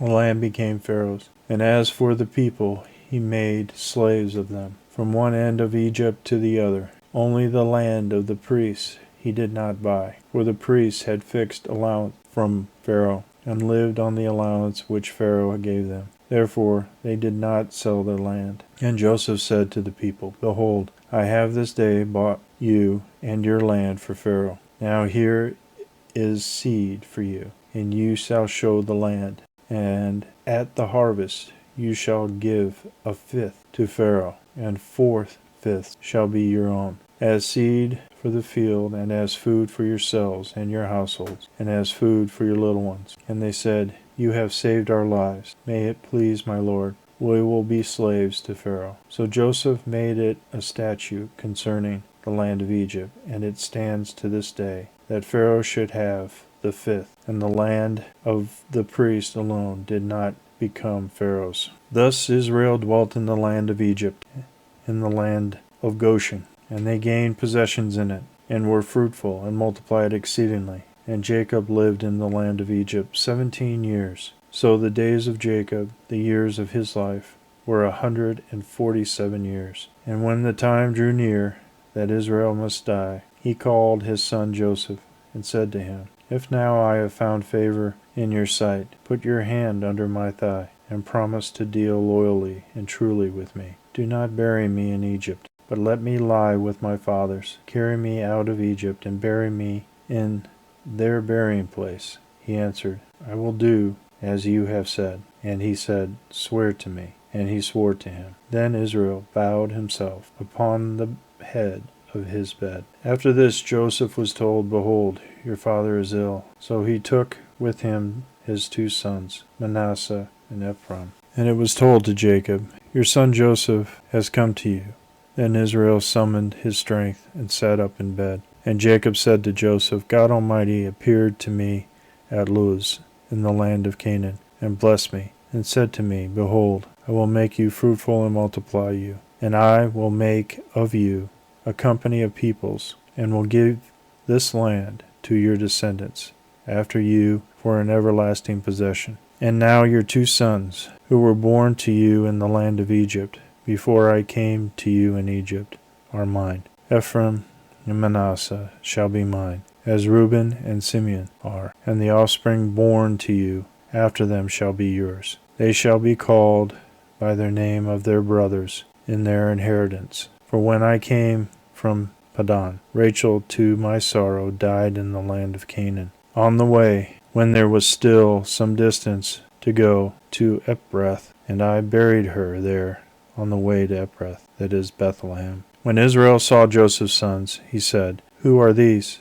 Joseph said to his father, They are my sons, whom God has given me here. And he said, Bring them to me, I pray you, that I may bless them. Now the eyes of Israel were dim with age, so that he could not see. So Joseph brought them near him, and he kissed them and embraced them. And Israel said to Joseph, I had not thought to see your face, and behold, God has let me see your children also. Then Joseph removed them from his knees, and he bowed himself with his face to the earth. And Joseph took them both, Ephraim in his right hand toward Israel's left hand, and Manasseh in his left hand toward Israel's right hand, and brought them near him. And Israel stretched out his right hand and laid it upon the head of Ephraim, who was the younger, and his left hand upon the head of Manasseh, crossing his hands. For Manasseh was the firstborn. And he blessed Joseph and said, The God before whom my fathers Abraham and Isaac walked, the God who has led me all my life long to this day, the angel who has redeemed me from all evil, bless the lads, and in them let my name be perpetuated, and the name of my fathers Abraham and Isaac, and let them grow into a multitude in the midst of the earth. When Joseph saw that his father laid his right hand upon the head of Ephraim, it displeased him, and he took his father's hand to remove it from Ephraim's head to Manasseh's head. And Joseph said to his father, Not so, my father, for this one is the firstborn. Put your right hand upon his head. But his father refused, and said, I know, my son, I know. He also shall become a people, and he also shall be great. Nevertheless, his younger brother shall be greater than he, and his descendants shall become a multitude of nations. So he blessed them that day, saying, By you Israel will pronounce blessing, saying, God make you as Ephraim and as Manasseh. And thus he put Ephraim before Manasseh. Then Israel said to Joseph, Behold, I am about to die, but God will be with you, and will bring you again to the land of your fathers. Moreover, I have given to you, rather than to your brothers, one mountain slope, which I took from the hand of the Amorites, with my sword and with my bow. Then Jacob called his sons, and said, Gather yourselves together, that I may tell you what shall befall you in days to come. Assemble and hear, O sons of Jacob, and hearken to Israel your father. Reuben, you are my firstborn, my might, and the firstfruits of my strength, preeminent in pride, and preeminent in power, unstable as water. You shall not have preeminence, because you went up to your father's bed. Then you defiled it. You went up to my couch. Simeon and Levi are brothers. Weapons of violence are their swords. O my soul, come not into their counsel. O my spirit, be not joined to their company. For in their anger they slay men, and in their wantonness they hamstring oxen. Cursed be their anger, for it is fierce. and their wrath, for it is cruel. I will divide them in Jacob, and scatter them in Israel. Judah, your brothers shall praise you. Your hand shall be on the neck of your enemies. Your father's sons shall bow down before you. Judah is a lion's whelp. From the prey, my son, you have gone up. He stooped down. He lurked as a lion, and as a lioness who dares rouse him up. The scepter shall not depart from Judah, nor the ruler's staff from between his feet, until he comes to whom it belongs, and to him shall be the obedience of the peoples, binding his foal to the vine, and his donkey's colt to the choice vine. He washes his garments in wine, and his vesture in the blood of grapes. His eyes shall be red with wine, and his teeth white with milk. Zebulun shall dwell at the shore of the sea. He shall become a haven for ships, and his border shall be at Sidon. Ishkar is a strong donkey, crouching between the sheepfolds. He saw that a resting place was good, and that the land was pleasant. So he bowed his shoulder to bear, and became a slave at forced labor. Dan shall judge his people, as one of the tribes of Israel. Dan shall be a serpent in a way, a viper by the path, that bites the horse's heels, so that his rider falls backward. I wait for your salvation, O Lord. Raiders shall raid Gad, but he shall raid at their heels. Asher's food shall be rich, and he shall yield royal dainties. Naphtali is a deer let loose, that bears comely fawns. Joseph is a fruitful bow by a spring. His branches run over the wall. The archers fiercely attack him, shot at him, and harassed him sorely. Yet his bow remained unmoved. His arms were made agile by the hands of the mighty one of Jacob, by the name of the shepherd, the rock of Israel, by the God of your father who will help you, by God Almighty who will bless you with blessings of heaven above, blessings of the deep that lies beneath, blessings of the breasts and of the womb. The blessings of your father are mighty beyond the blessings of the eternal mountains. The bounties of the everlasting hills, may they be on the head of Joseph and on the bow of him who was separate from his brothers. Benjamin is a ravenous wolf, in the morning devouring the prey, and at evening dividing the spoil. All these are the 12 tribes of Israel, and this is what their father said to them, as he blessed them, blessing each with the blessing suitable to him. Then he charged them and said to him, I am to be gathered to my people. Bury me with my fathers in the cave that is in the field of Ephron the Hittite, in the cave that is in the field at Machpelah, to the east of Mamre, in the land of Canaan, which Abraham bought with the field from Ephron the Hittite, to possess as a burying place. There they buried Abraham and Sarah his wife. There they buried Isaac and Rebekah his wife. And there I buried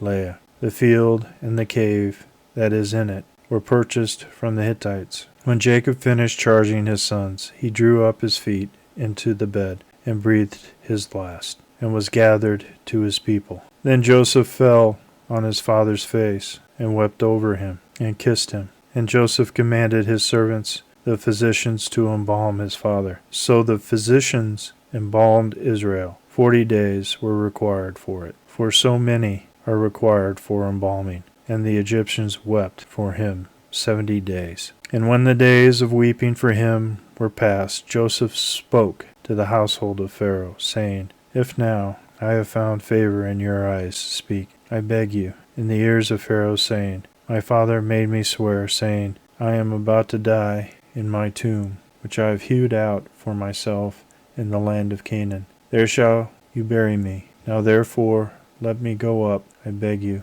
and bury my father, then I will return. And Pharaoh answered, Go up, and bury your father, as he made you swear. So Joseph went up to bury his father, and with him went up all the servants of Pharaoh, and the elders of his household, and all the elders of the land of Egypt, as well as all the household of Joseph, his brothers, and his father's household. Only their children, their flocks, and their herds were left in the land of Goshen. and there went up with him both chariots and horsemen. It was a very great company. When they came to the threshing floor Atad, which is beyond the Jordan, they lamented there with a very great and sorrowful lamentation. And he made a mourning for his father 7 days. When the inhabitants of the land, the Canaanites, saw the mourning on the threshing floor of Atad, they said, "This is a grievous mourning to the Egyptians." Therefore the place was named Abba Mizraim. It is beyond the Jordan. Thus his sons did for him as he commanded them. For his sons carried him to the land of Canaan and buried him in the cave of the field of Machpelah to the east of Mamre, which Abraham bought with the field from Ephron the Hittite to possess as a burying place. After he buried his father Joseph, returned to Egypt with his brothers and all who had gone up with him to bury his father. When Joseph's brothers saw that their father was dead, they said, "It may be that Joseph will hate us and pay us back for all the evil which we did to him." So they sent a message to Joseph, saying, "Your father gave this command before he died. Say to Joseph, 'Forgive, I beg you, the transgression of your brothers and their sin, because they did evil to you. And now we pray you, forgive the transgression of the servants of the God of your father." Joseph wept when they spoke to him. His brothers also came and fell down before him, and said, "Behold, we are your servants."